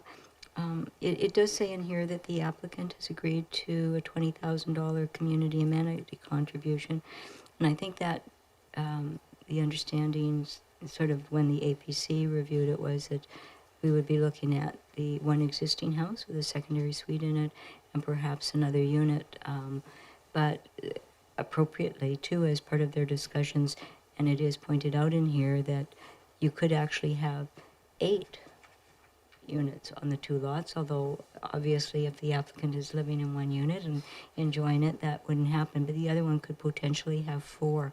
So how does the $20,000 community contribution calculation align with the variances on what could potentially be on a lot when so much is unknown at this time? Mr. Green? Through the worship there, great question. Obviously, council has a community amenity contribution policy that kicks in at rezoning stage. It's our understanding at this point in time, the applicant is intending to build a new single-family home and secondary. That being said, once the lot is created, there could be in the future 4 units on each of those lots. I'm not sure what the mechanism would therefore be. Obviously, the applicant has submitted more than what the policy currently states. The policy says 6,000 per unit, per single family dwelling. And therefore, what the applicant is proposing is in excess of that. I guess, to answer your question in terms of if then the applicant proposed 4 units, is there a mechanism which then increases that to, say, 24,000, I guess. I'm not sure what that mechanism, or if there is a mechanism to allow that. We may need to get some legal advice on how to work in a mechanism in terms of some kind of covenant that allowed us to or seek a significant, a bigger voluntary contribution based on an increase in number of units. Councillor Patterson? No, the only other comment I'd like to make is at the APC, there were certainly positive comments about the existing house being maintained and having a secondary suite in it. So certainly, rather than see the original house be eliminated, and just a larger house built on the lot, there was certainly an advantage to what the APC saw in that. But the decision was not unanimous at the APC. There were 2 members that did express concerns about a subdivision taking place at this point in time when there's an absence of guidelines as to how things will unfold in the uplands. There was also a recognition that on the other side, that there's no driveways or entrances on that street, and that this they were worried that it could set precedents, and that they felt that run of land was very important to maintaining the park-like atmosphere of Uplands, because it's got such large mature trees on it, and it's a green space, and that it is also, it changes elevation. So there was comments about the fact that that roadway does change elevations, and so without any guidelines on this, there was concerns expressed about doing that at this point in time. So I just add that for comments for council to understand. Thank you, Councillor Patterson. I think it was a 4-2 vote, is that correct, on the in favor, but with those dissenting opinions? Thank you for sharing the details of the of that discussion that went on. I'm going to turn to this body. We have a choice of moving it forward to a public hearing if we think it has enough merit to go there. Or if not, then at this point I think as Councillor, Mr. Green, sorry, too many Greens, Mr. Green has pointed out, I wasn't sure about the deferral option, so I thank you for clarifying. We can't defer it. We do have to consider the matter at this time. Go ahead, Councillor Appleton. Thank you, Your Worship. So I would move to receive the staff report. Easy enough. Moved and seconded. All those in favor? Any opposed? Unopposed? And Your Worship, I would make a motion that the zoning amendment bylaw for applications OCP 0007 and ZON 00050 at 3275 Upper Terrace be denied. Thank you, Councillor Appleton. Is there a seconder? Councillor Watson? Especially when we're speaking about in denial, we usually like to speak to it, so please go ahead, Councillor Appleton. Thank you, Your Worship, and I appreciate the opportunity to speak to this, and I do appreciate the application coming forward, but my rationale actually is based on our recent discussions with respect to the provincial housing directives. And as Council will recall, one of the elements that was considered at that time was a potential exemption for very large-sized residential lots from the provincial standards, with the understanding that the province laid out in their guidelines that larger lots of this nature had a different type of development potential, that there were different development options possible, that because they're so large, a different type of dwelling or a different type of housing option was possible. At that time, I was in favor of actually applying that exemption and looking at these larger lots with a different lens. And in fact, this type of scenario was exactly the one that I was concerned about when I advocated for that option, because in the absence of that, essentially we now have a standard that applies equally through all residential lots in the district. But in the absence of that exemption and that possibility for a different type of housing form, this, I feel, especially for larger lots and especially in the uplands, will progressively be the desired option, the subdivision option. And I feel like, in my view, in any case, potentially a larger single structure with multiple dwelling units in it is a preferable option to maintaining the park-like setting and the actual setting, tree retention, and all those things that we value in uplands, rather than subdivision and all the attendant infrastructure, driveways, tree removal, and everything else that goes along with that.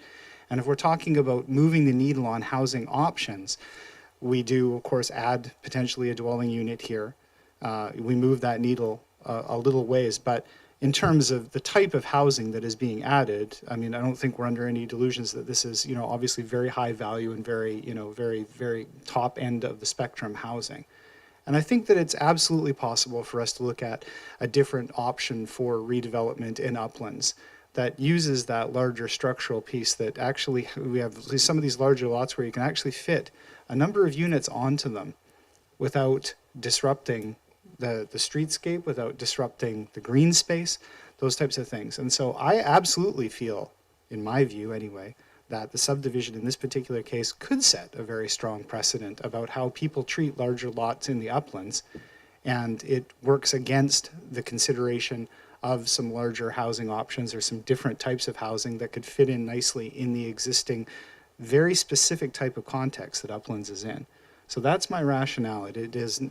I appreciate it being brought forward, and under normal circumstances, there's obviously small lot subdivisions and other types of subdivisions in the district that will serve to advance our goals on housing. But for these very large lots where there's lots of other options available, and that's why the provincial directives take that into account, I believe we need to explore those. And I think once we go down this road of subdividing lots in the uplands, that it's concerning to me and that what the outcome might be. Thank you, Your Worship. Thank you, Councillor Appleton. Councillor Watson. As seconder to support that motion, I would also like to speak for my rationale for supporting the motion, and it's a combination of things. It piggybacks exactly on what Councillor Appleton has just said, that we did have a discussion about having an opportunity to take a step back and see how we should progress in the uplands. But I also have, on the completely kind of other end of the spectrum, some serious concerns about moving this particular lot forward as a one-off at this time. And it has really to do with the heritage value of the whole area of the uplands, the fact that it is a National Historic Site, the fact that it's governed by a Special Powers Act, and the fact that the original street layout was set out the way it was for a reason. There was a conscious design decision to create double frontages for a whole group of lots that go all the way from that corner at that corner all the way out to Cadbury Bay Road. And by my count, there might be 15 or 16 parcels like that. And as a result of that subdivision decision back in the 1920s, we have, as has been referenced by the Advisory Planning Commission, really quite a beautiful and unique boulevard all the way along Midland that was platted and planned that way through the vision of Mr. Olmsted. And I think that before we would allow one-off changes to that vision, we really need to take a step back and think about both of these things. This idea of where we're going to allow possibly the more intensive use of single large lots to achieve different housing objectives, but also to think about what that vision is from a more comprehensive master planning exercise in a very, very special subdivision, not just for us, but in all of Canada. So I do not want to move forward on a one-off basis on a single site until we have really, as a council, considered our role and responsibility for the use of this land in the long term going forward. It's a very special place, and making a decision to change, in effect, what would happen in effect, make the first change to a subdivision decision that was conceived of in the context of this beautiful parkland, I think is not the right way to go at this point in time. So I will be voting to support Councillor Appleton's motion. Thank you, Councillor Watson. I have Councillor Smart. Thank you. I'm going to speak against the motion. I really respect so many of the comments that I just heard from both Councillor Watson and Councillor Appleton. My feeling on this is that I guess I'm really eager to have the community dialogue around what the uplands, what the view on the uplands is under these new housing directives. And I see this as going to public hearing and having an opportunity to hear from the public. And I guess I do maybe have some questions for staff of like how soon can we have that conversation, if not around this project. But I will be voting against the motion. Thank you. I'm going to just direct that question to staff because I think it ties to something that Councillor Braithwaite touched on, which was we have an OCP review coming up in 2025. I don't know that reading the report we're going to go back to now, really isn't specific to including the uplands in that OCP discussion, but it does talk to other forms of housing and aspects. So I'm just curious about, it's asking a bit in reverse order here, but do we have a sense, to Councillor Smart's point, when that conversation might be happening? Is that likely to happen in that OCP review in 2025? Oh, I guess, yeah, through the worship, it will be a comprehensive review of the OCP that will need to be done, and we will, in due course, hopefully in the fall, in Q3, Q4, we'll be bringing a scoping report to council that will look to scope that OCP review. for council's sign off. So at that stage, some of the topics or some of the areas that council wishes to look at in more detail will be considered as part of that scoping report on the OCP. Okay, thank you for that. Other speakers on the motion? Councillor Braithwaite? Thank you. I'll keep it very brief. I just want to thank Councillor Appleton and Watson for their comments, and I will be supporting the motion on the table. Thank you. Any other discussion? Councillor Green? Yes, I really appreciate the comments made by my colleagues. I too will be supporting the motion. Don't see any other speakers.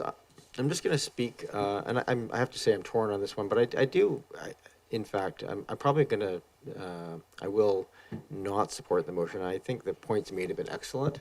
I think they touch on many of the aspects that we have, and it's always the balancing of the longer term planning versus the direct consideration of applications. And I think the points being made about that historic establishment of those pieces makes sense. I do think, though, that I could look at this in the sense of a test case scenario of what that could look like on that. And it is not in the middle of the block. It is directly behind the one at the end of the block. So if there was a single one that we could choose to look at that impact, it would be the least fractured of that sequence. So I do think it's probably worth us going forward. I think, into my mind, not so much it ticks all the boxes, but to have the conversation with the community about the community plan and the impact of that. I say that fully respecting the comments that have been made. I think they've been excellent points, but I personally, I feel, well, I have some concern about the precedents. I do think, although I thought it was worth having a conversation about housing in Carnarvon Park, and we got lots of voices about that one too. I do think it's sometimes we just need to have these conversations to get a sense of what people value. So I'm supportive of the original application to go forward. I think on the balance of things, it has enough merit, but I do hear the points being made, and so obviously we're here to debate that. Everybody's spoken at this point. Is there anybody who wishes to speak a second time? Okay, so the motion on the floor, just for clarity, because voting in favor is voting against the application at this point. So the motion is to decline the application. Those in favor? And those opposed? I have Councillor Smart, Councillor Patterson, and Mayor Murdoch opposed. So that carries. Application is denied. I do think you're going to see a pretty significant conversation about the future of the uplands within the OCP discussion next year. I think that's probably the best way I can put that at this point. Thank you. Thank you. Thank you.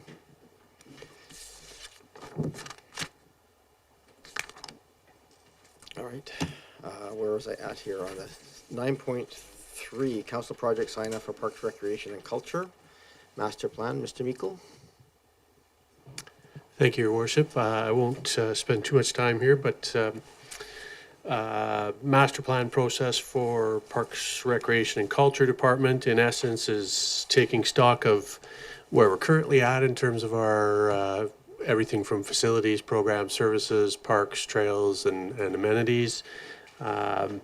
Adding a layer, and we're proposing quite a large layer of public input, public consultation on top of that to develop some strategic recommendations for what we're proposing is 10 years moving forward in terms of programs and services, and a 20-year window for facilities and infrastructure. I won't get into details. Essentially, the project tasks and deliverables form that foundation of what we would put forward to for an RFP for consultants to support and lead us through this project, and just seeking council's direction and input on overall project scope and any other items in there. Thank you. Thank you very much. Are there any questions of council to Mr. Meikle on the strategic planning process? Councillor Appleton. Thank you, Your Worship, and through you to Mr. Meikle. Mr. Meikle, thank you for the report. I will show my I will show my bias and my lean here in the sense that I will raise the library, and is the library captured as a cultural facility and included in the facilities assessment as is laid out here? Mr. Meikle.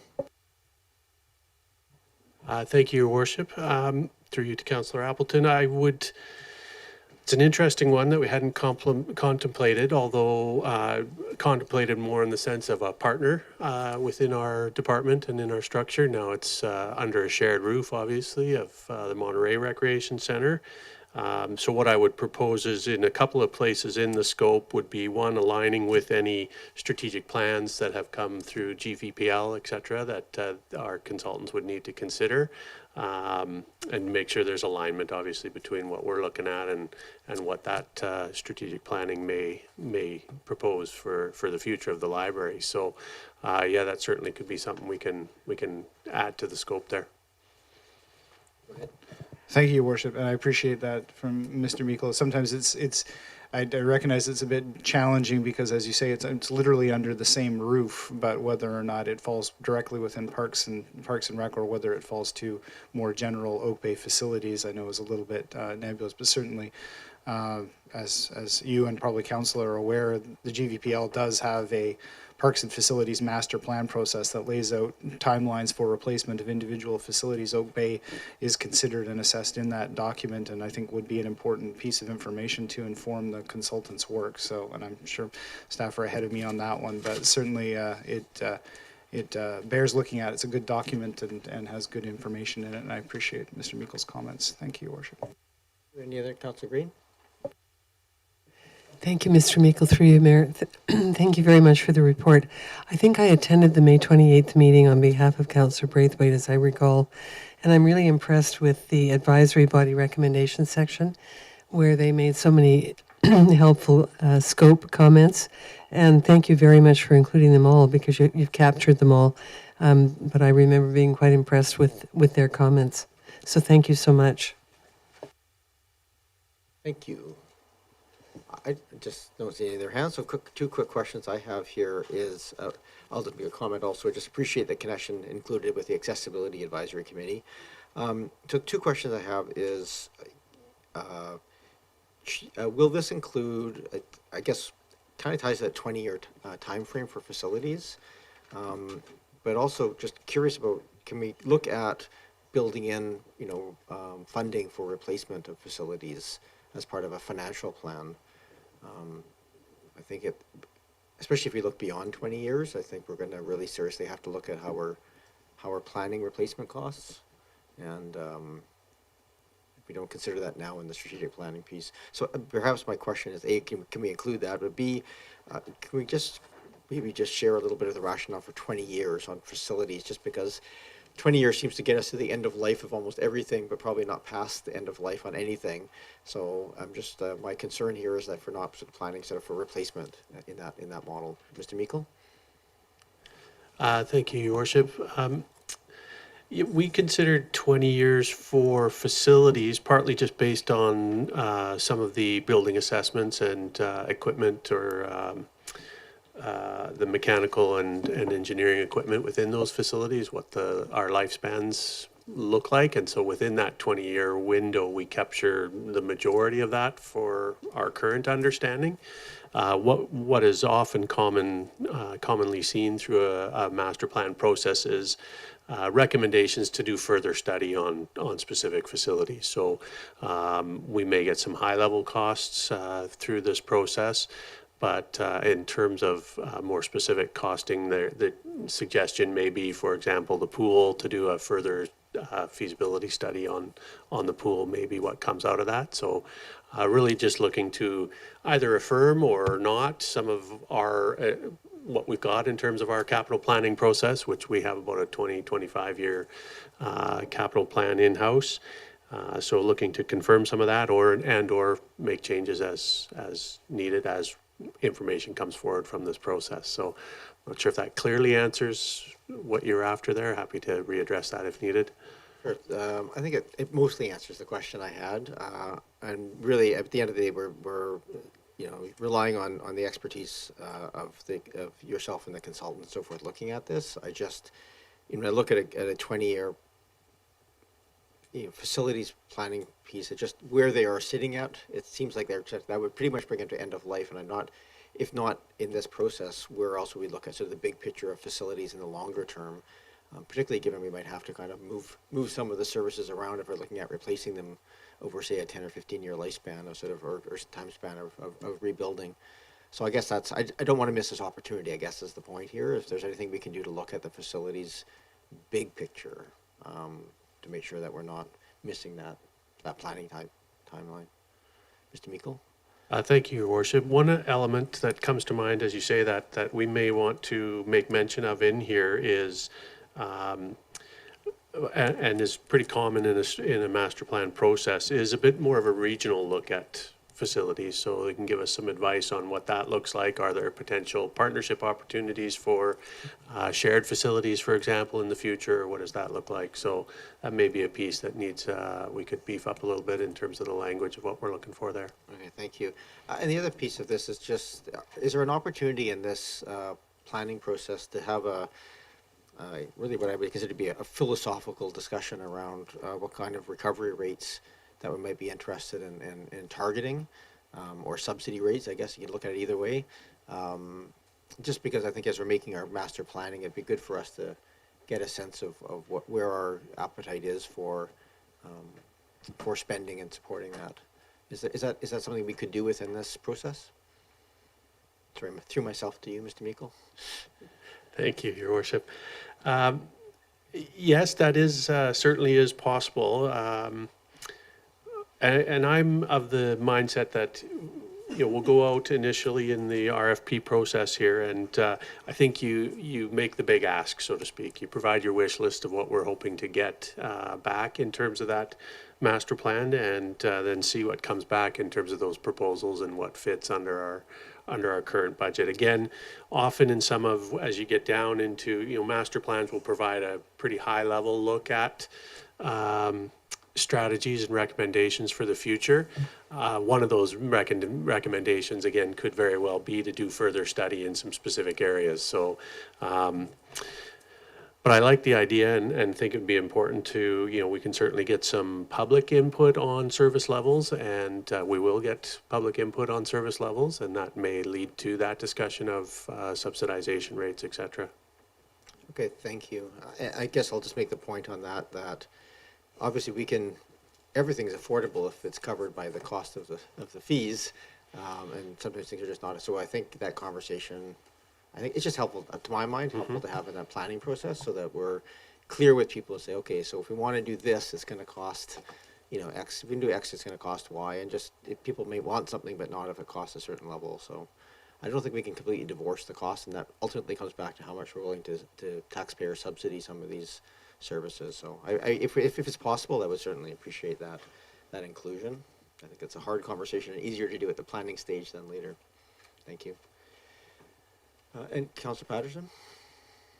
Yes, thank you, Mayor. Thanks for this report. It's nice to see that this is all coming together, and my comments on the 10-year and 20-year are probably opposed to the mayor's. I like the 10-year horizon, and then the 20-year for facilities, because that very much lines up with useful life of a lot of major components of the facilities. It also will help guide the decision making at least 5 years earlier than that. So I like that, but in consideration of that, I guess a thought on this is, what, if anything, will be captured in way of data on population trends within the community? Because often within communities, a lot of new families move in and they stay there for a long time. We heard it from people about Carnarvon, about the kids grew up and how they enjoyed it. And so the needs change over time. So I'm wondering if that will be incorporated into some of this planning. And again, I agree with the mayor that as a result of this and having a longer term look at it, understanding the revenue, expense, and capital expenditures and the net residential tax implications to the residents in this community. So because that's kind of missing from the financial review we do at this point in time. And I think it's important to the longer term planning. So I'm just wondering if those elements would be also captured within this scope of work. Mr. Meikle? Thank you, Your Worship. Yes, it would be anticipated that demographic trends and shifts would be considered and outlined for us in that projection moving forward, and in both cases, in programs and in facilities. And following up, I think both fit along with the mayor's comments also around revenue expectations, tax implications, et cetera. That would be a category under scope that I would look to add to this. Other hand, so I might look for a motion. I'm just wondering, just procedurally here, are we looking for the motion that's laid out here, basically signed off? Do we want a secondary motion to go through each of those sort of things we've talked about here in terms of the financial piece, the regional look, the things, or are we comfortable with the conversation we've had here, staff taking it away and everybody seems to want to let the staff take it away. Thank you. But my understanding would be, unless with amendments would be the direction I've been given. So if you were to pass the motion with amendments, then we can go from there.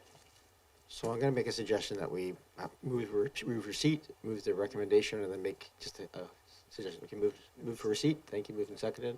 All those in favor? Any opposed? None opposed. I'm going to suggest we put the motion on the floor and then just add a couple of those. Move the recommendations. Moved and seconded. I can do these one at a time, and I'm going by my notes, which is just. But one was, Mr. Meikle, you suggested just including a look at the regional facility piece. So we're going to have a motion perhaps to look at a regional, okay? Any discussion on that one? Seeing none. All those in favor? Any opposed? None opposed. The second was to include financial planning and recovery rates as part of the review. Moved and seconded. Any discussion on that one? Not seeing any. All those in favor? Any opposed? None opposed. And I stopped writing at the wrong time, apparently. I think there was one more that we wanted to, there was a suggestion on, was there?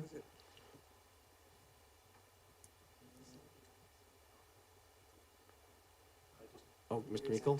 Thank you, Worship. I just had the two, although okay. As CAO Williams has mentioned, under that financial analysis would be, I think, a better picture of the facility replacement costs, et cetera. Yeah. Okay, that's good enough. I think that's all I heard then. Okay, so we've had two amendments, both passed. We now have a main motion as amended. Any further discussion on that? All those in favor? Any opposed? None opposed. That carries. Thank you very much. Moving to 9.4, which is the housing action update. Ms. Ribble, you've been waiting patiently in the background for this.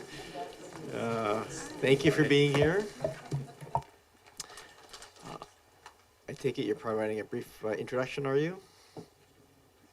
I'm sorry, will you be providing a brief introduction, or will Mr. Bowl, go ahead. Yeah, thank you. Even though it's a little bit late, I thought it would be important for us to be part of the discussion, the three of us, as the kind of the core team for housing at Oak Bay. So we have prepared this report for you to confirm a change of scope related to one of the projects in the Housing Action Program. We've also taken this opportunity to provide you with a brief update on the entire program. I'll provide a few highlights and explain the changes we are recommending to you tonight. A number of things that have been accomplished during the first 6 months of the Housing Action Program include changing the zoning bylaw for infill housing, reporting for the first time the Housing Target Order reporting to the province, and a project to create amenity cost charges and development cost charges programs is now underway. Next up, we are preparing the start of other provincially required updates to the district land use management related to housing particularly. And that includes the following elements. Housing needs reports needs to be updated. A calculator for that has been made available now. We're also starting later this year the 5-year review of the official community plan. That's the first of required 5-year reviews going forward. It will plan for the 20-year housing needs. The zoning bylaw will also need to be updated to accommodate that 20-year housing need. And a different project, not necessarily required by the province, but a district priority is optimization of development processes. So a great deal of work has been completed this half year already with the help of Modus and other consultants, but we do expect that next year with the OCP and the zoning bylaw updates will be even more challenging given the scope of work and fairly tight provincial deadlines. So it continues to be important for us to focus our resources and capacity on these updates. Now turning to the scope then that we're wanting to talk to you or run by you tonight, we are presenting a change in scope related to priority project number 73, which is for OCP updates for infill housing. This project is no longer needed in its originally envisioned form, and that's for a couple of reasons. The project was not actioned parallel to the zoning bylaw changes as was initially planned, and it had to do with the timelines of getting our consultant onboarded, but also the provincial timelines, delaying getting the guidance materials, and also we included a pretty substantial consultation with the community about the infill housing changes in the zoning bylaw, and that caused us to put the OCP changes on hold. In addition, there's also a decision we made this spring, or you made this spring, to create the infill housing program, but not rely on a development permit tool necessarily, or not at this point. And that was to support the ease of implementation for this program. It's a very important and feature of the program now for the infill housing program. So although there are other bylaw updates as well, the OCP bylaw itself doesn't need to be updated at this time, and the other bylaw updates are under preparation at this point. And thirdly, information about the commercial and retail needs. It's under investigation, but the results have been delayed. And these can also be considered as part of that upcoming 5-year review for the OCP. So for these reasons, we are recommending to move the remaining work to other projects, not update the official community plan at this point, specifically to infill housing. And for other changes to the OCP, we recommend making those as part of the mandated project that is coming up later this year and next year. So all that information is captured in a report. Updated timelines are provided in attachment 1. And in attachment 2, we've tracked changes marked which kind of elements have been moved around to different projects for your clarity. And with that, we are available for any questions you might have. Thank you. Thank you very much, Mr. Bull. Just for my clarification, because it came out earlier, like things like the OCP, the details of that are coming back in the fall for sign off from council, correct? So we're not going through these things going, okay, we need to get all the details now. We're really just talking about the scope of each of these items. Is that a fair assessment? Not for each of the items, but particularly for the one project that was going to be the OCP change for infill housing. That project we recommend to change and split up, basically. Yeah, and that's for tonight. Thank you. Thank you. Councillor Smart? Thank you. Through you, Mayor, to staff. I guess my question is just with regards to, I guess particularly townhouses. There's been some discussion over the last few months with all of this going on. It's amazing how much we have accomplished, and thank you, staff, for moving so many things forward.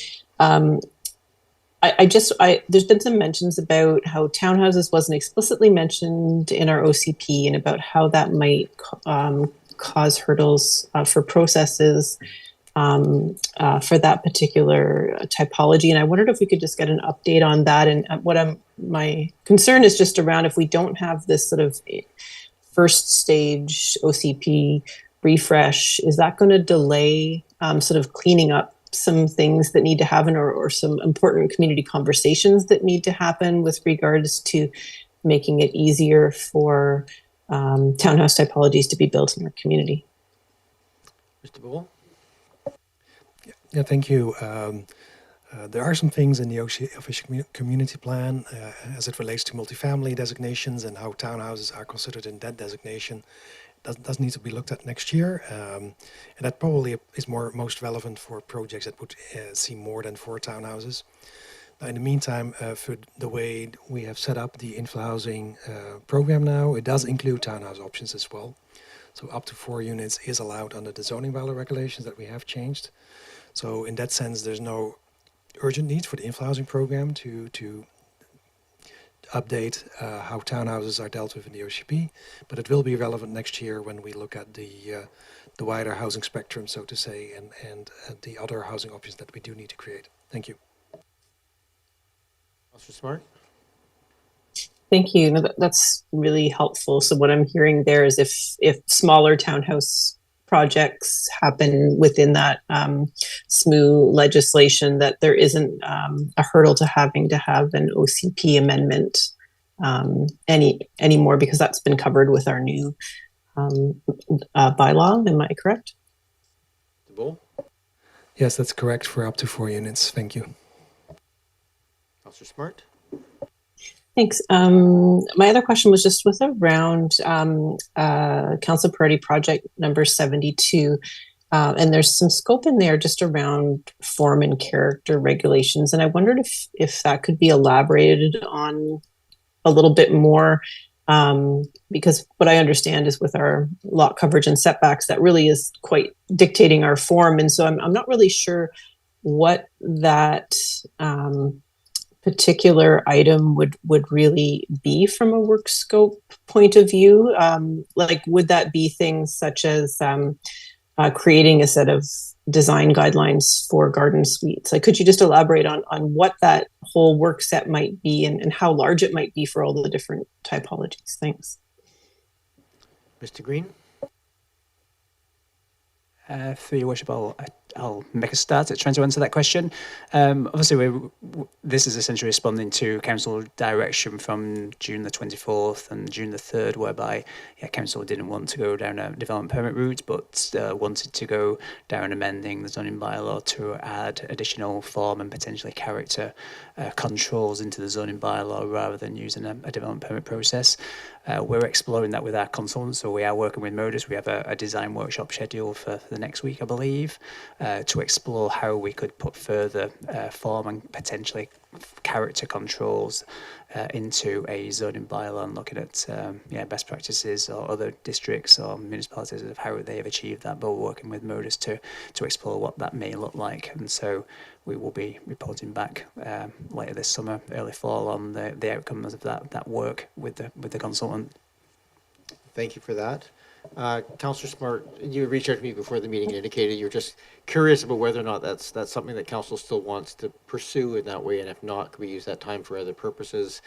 I'll go back to you at this point, but if there's something you wish to do, it may be worth just asking council that question and seeing where it goes, but go ahead.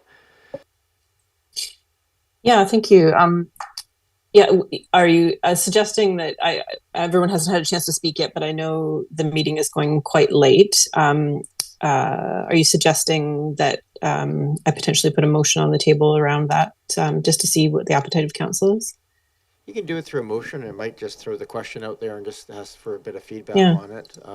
Cause my recollection of the ask or of the form and character control is, I'm not entirely clear what we asked for, to be totally honest.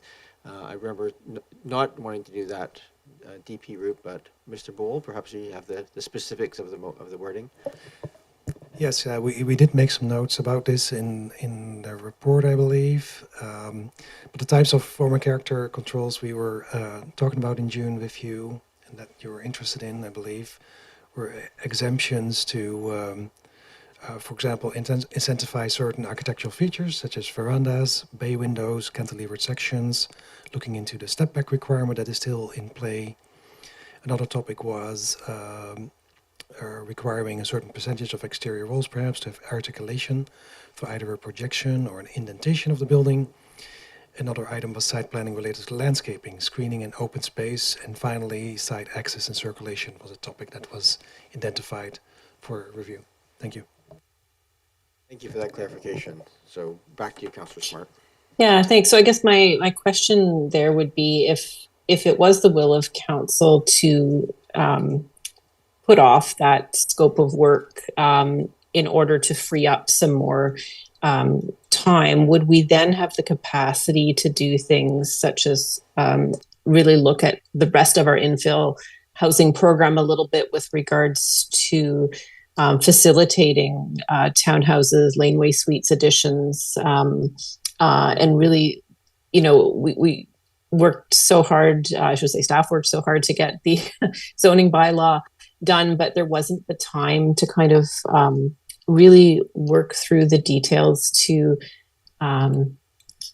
ensure the feasibility of design for some of these housing types. And so I feel I would rather personally see us put our efforts towards facilitating our residents being able to design these housing types rather than coming up with more rules to make it more challenging. So I guess my question is just around capacity. If we were to set aside the form and character work, would there be some capacity for really looking at, okay, if we want to encourage people to put 3 townhouses somewhere, what bylaws do we need to change? Is it really feasible for someone to add an addition on the back of the house and make a duplex? Would some of that work be possible? Mr. Bull?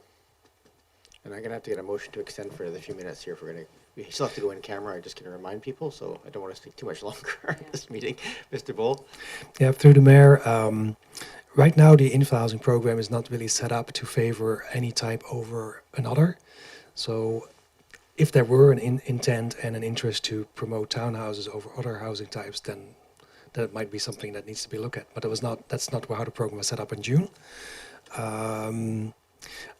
Back to the form and character work that I was just trying to explain, a couple of the elements that we're doing, it would apply to townhouses as well. It's basically a design work and explorations that would apply to all the different types, duplexes, single family, townhouses, fourplexes, whatever shape they might take. And so we're taking kind of the generic approach to that, or generic, it's not quite the right word, but we're looking at different build-out options, and that includes townhouses. And yeah, that work could be, of course, changed. The scope, right, at this point could be changed.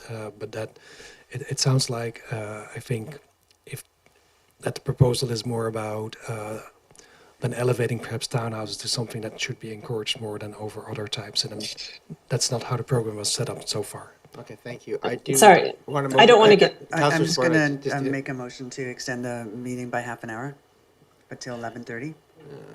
Sorry, I'm at a maximum. Moved and seconded. Okay, we're not going to go that long. All those in favor? And none opposed. Okay, that carries.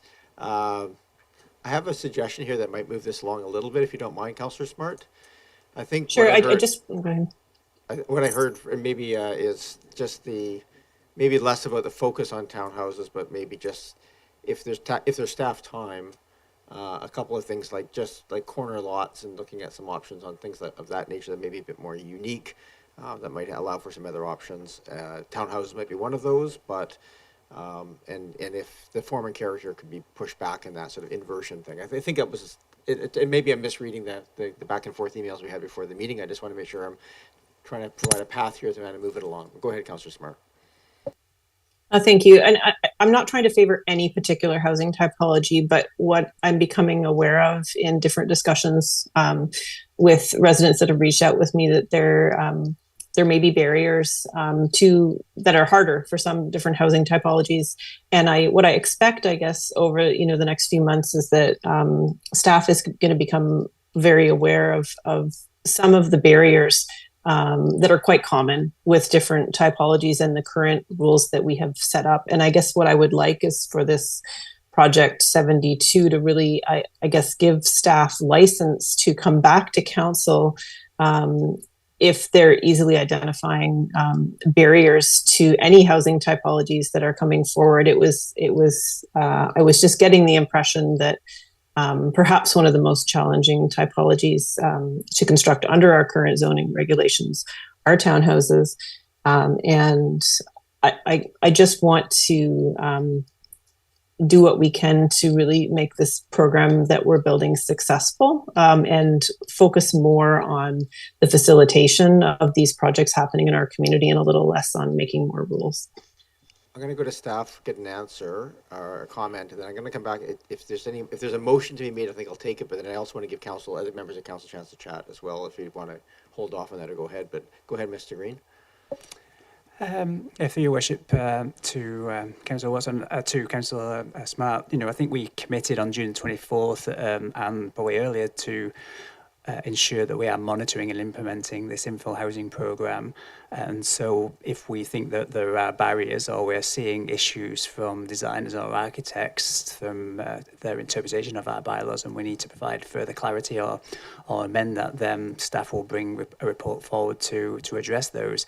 Or if council starts to see lots of DVPs for certain issues, then again, that may also be a trigger that something may need to change as well. So and we do have these formal, we do have the housing target order report that will be coming to council in probably in October time. I think we also committed to bring a further report back at the end of the year on implementation of the infill housing programme to see how many applications we're receiving and the types of applications. So again, I think there's some checks and balances in there to ensure that in due course we can bring council and monitoring implementation and address those issues at that point in time.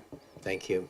Probably a good reminder, if anybody's talking to us about what they can and can't do, direct them to staff, have that conversation, because if the staff aren't hearing it, then they don't know what the ask is or what the demand is. So, and we are going to have to rely on them and what that pressure is. Back to you, Councillor Smart, then I have Councillor Green. Thank you. Yeah, I do want to give everyone a chance to chime in, and I realize the meeting is late. I do have a potential motion to put forward, but I kind of would like to hear around the table as well. So I guess I'll put forward this motion, but I think that obviously no one else has had a chance to contribute at this point, so it feels a little one-sided. So the motion would be that staff provide options for form and character regulations and or guidelines only for accessory dwelling units to allow time to provide options for proposed bylaw changes to encourage townhouses and laneway suites. Okay, thank you for putting a motion forward. Is there a seconder for that motion? Moved and seconded. I think you've probably articulated, Councillor Smart, but is there anything else you wish to add? Yeah, the main thing is that I don't think now is the time for us to start spending a whole lot of staff resources on form and character. And I think it is the time for us to make sure that we're really encouraging the typologies that we're hearing, that we have heard for the last decade, that that our residents want to see and want to move into in our community. And I do think there's just a lot of opportunities to make certain housing typologies more likely to happen. And so I'd love to see us spend our energy in that spot. Thank you, Councillor Smart. I have speaking to the motion, Councillor Green. Yes, thank you. I appreciate the intent behind the motion, but I will not be supporting the motion. I trust our staff to bring us material and give us red flags when things aren't working. I am not an expert in planning, and I'm certainly not an expert in housing. I think that's what they're there for, and that's what they've been doing, and they've been spending inordinate amounts of time on this file. I hate to ask them to do something else on this file. I think the pressure has been tremendous. So I respect their ability to do the job and to bring to us as a council issues that arise as we go along. I also believe that there are barriers that we have absolutely no control over, like cost, like return on investment, like the development community and their situation. We do not have any control over those barriers. The economics of development, none of those things we can control. And so I think we've done a lot of work together. You've done most of it. You've carried the heavy water, as someone else said earlier this evening. But I can't support the motion at this point. Yep. Thank you. Anyone else speaking to the motion? Don't see other hands. I'm going to speak. I mean, in broad, I'm struggling with this one because it's hard. There's things coming up in this format. I do support the intention of this because I actually think that, I think regulating form and character probably will benefit from a little bit of time spent understanding what comes forward under the current zoning bylaw. And I think that allowing directing staff to do some work on bringing forward options for townhouses is an important part of our infill housing mix of housing forms. The hard part I'm struggling with here a little bit is just the way, like, what point do we have that conversation? Is it now? Is it sometime later? And it's late at night to be doing this, but so I'm generally in support of the motion as it's laid out, because I think it actually does flag a couple of important key aspects. It's hard to know when we don't have the so much analysis of the staff time and impacts and so forth to go along with it. Go ahead, Councillor Appleton. Thank you, Worship. So just speaking in favor of the motion that's on the floor, I'm primarily interested in advancing this just because I've had an analogous situation I recognize, but I'm recalling how much time was expended on the fine details of the secondary suites bylaw. And that was very time consuming and very iterative. There was much time spent, and that was not strictly form and character in the way that we're defining it here, but essentially it had the nature of a form and character discussion because it talked about the details of how things would roll out. It was extraordinarily time consuming, very, very difficult to get through, extremely time consuming for staff. So I'm very interested in avoiding, to the greatest extent possible, a fine-grained discussion about form and character that can potentially go down a very detailed road. I think we kind of need to get on with it, get moving forward. And in terms of meeting our housing goals, in terms of actually looking towards those targets and looking towards typologies that are going to help us meet those goals, not spending so much time on form and character of infill, which by example we have seen in other jurisdictions takes a long time to have a really strong uptake.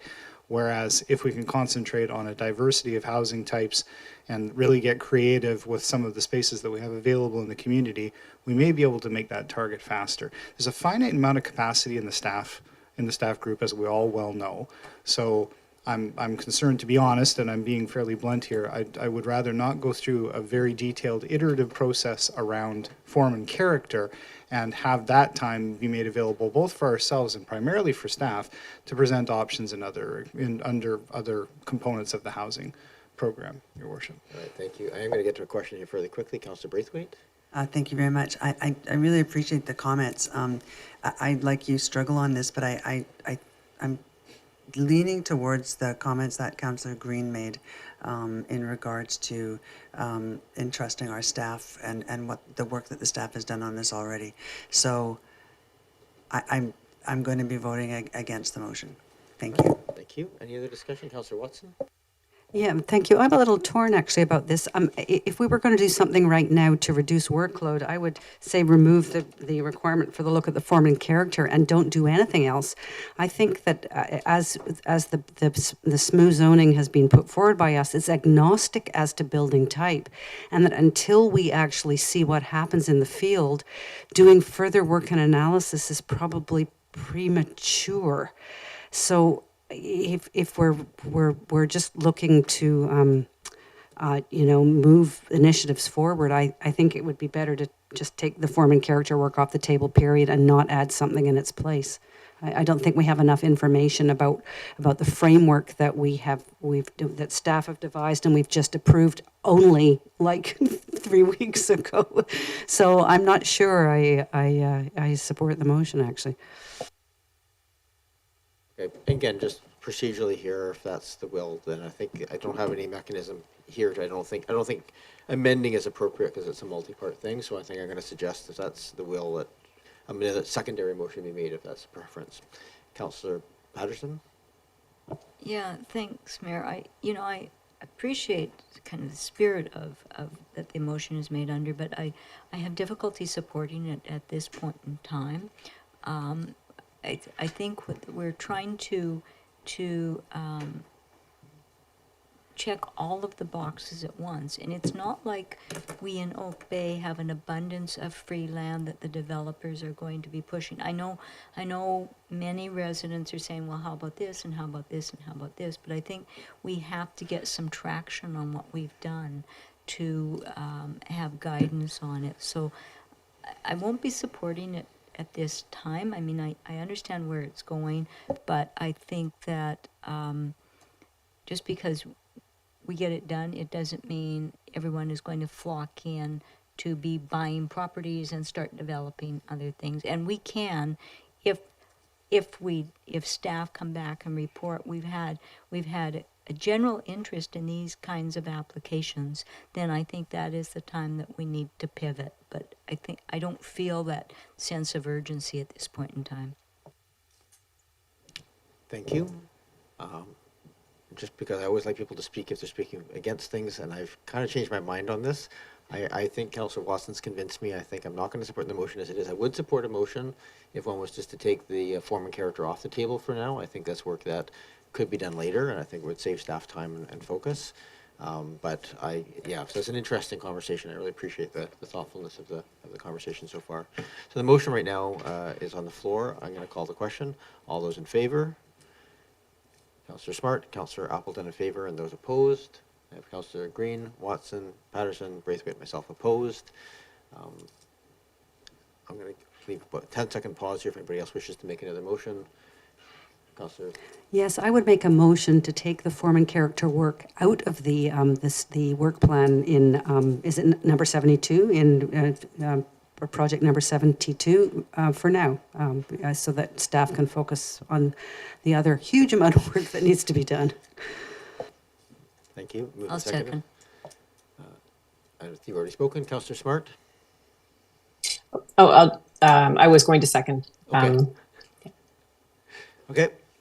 Don't see any other discussion. I'm going to call the question. All those in favor? Any opposed? None opposed. Yep, we have the motion on the floor that was amended. So this is, sorry, I'm just making sure I've got my so we had a motion to amend to remove that portion from the number 72. Is there any other discussion or changes that people wish to have on this? Don't see. I just have to make one comment on this, which is just I just in reading through this, I appreciate there's the details to come. What's it, number 78, the optimizing of development.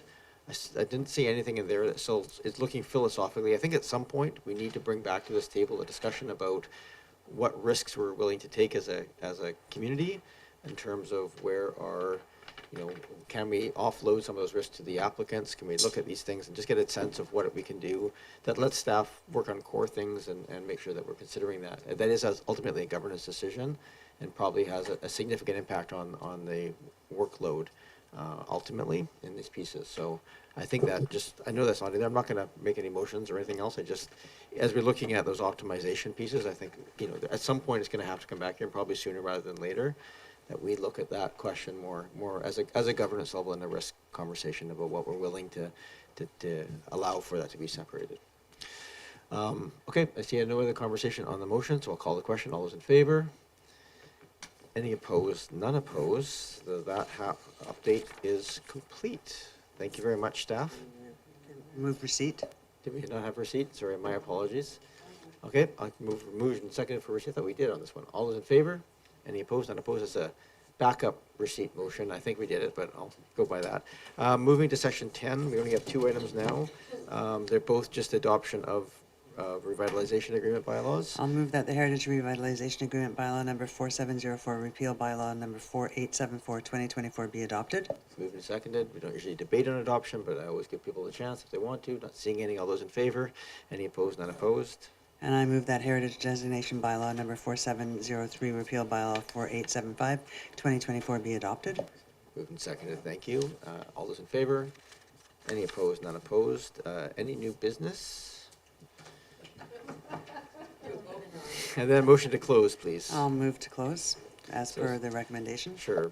So this is under section 990, subsection 1, subsection E, and section 90, subsection 2, subsection D of the community charter. Thank you. All moved and seconded. Thank you. All those in favor? Any opposed? None opposed? Thank you very much. Sorry for the late night. We'll give a moment here for staff to leave the room.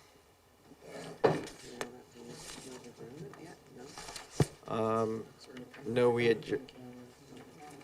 just adjourning. Since we had an in-camera at the end of a meeting. I know. Right?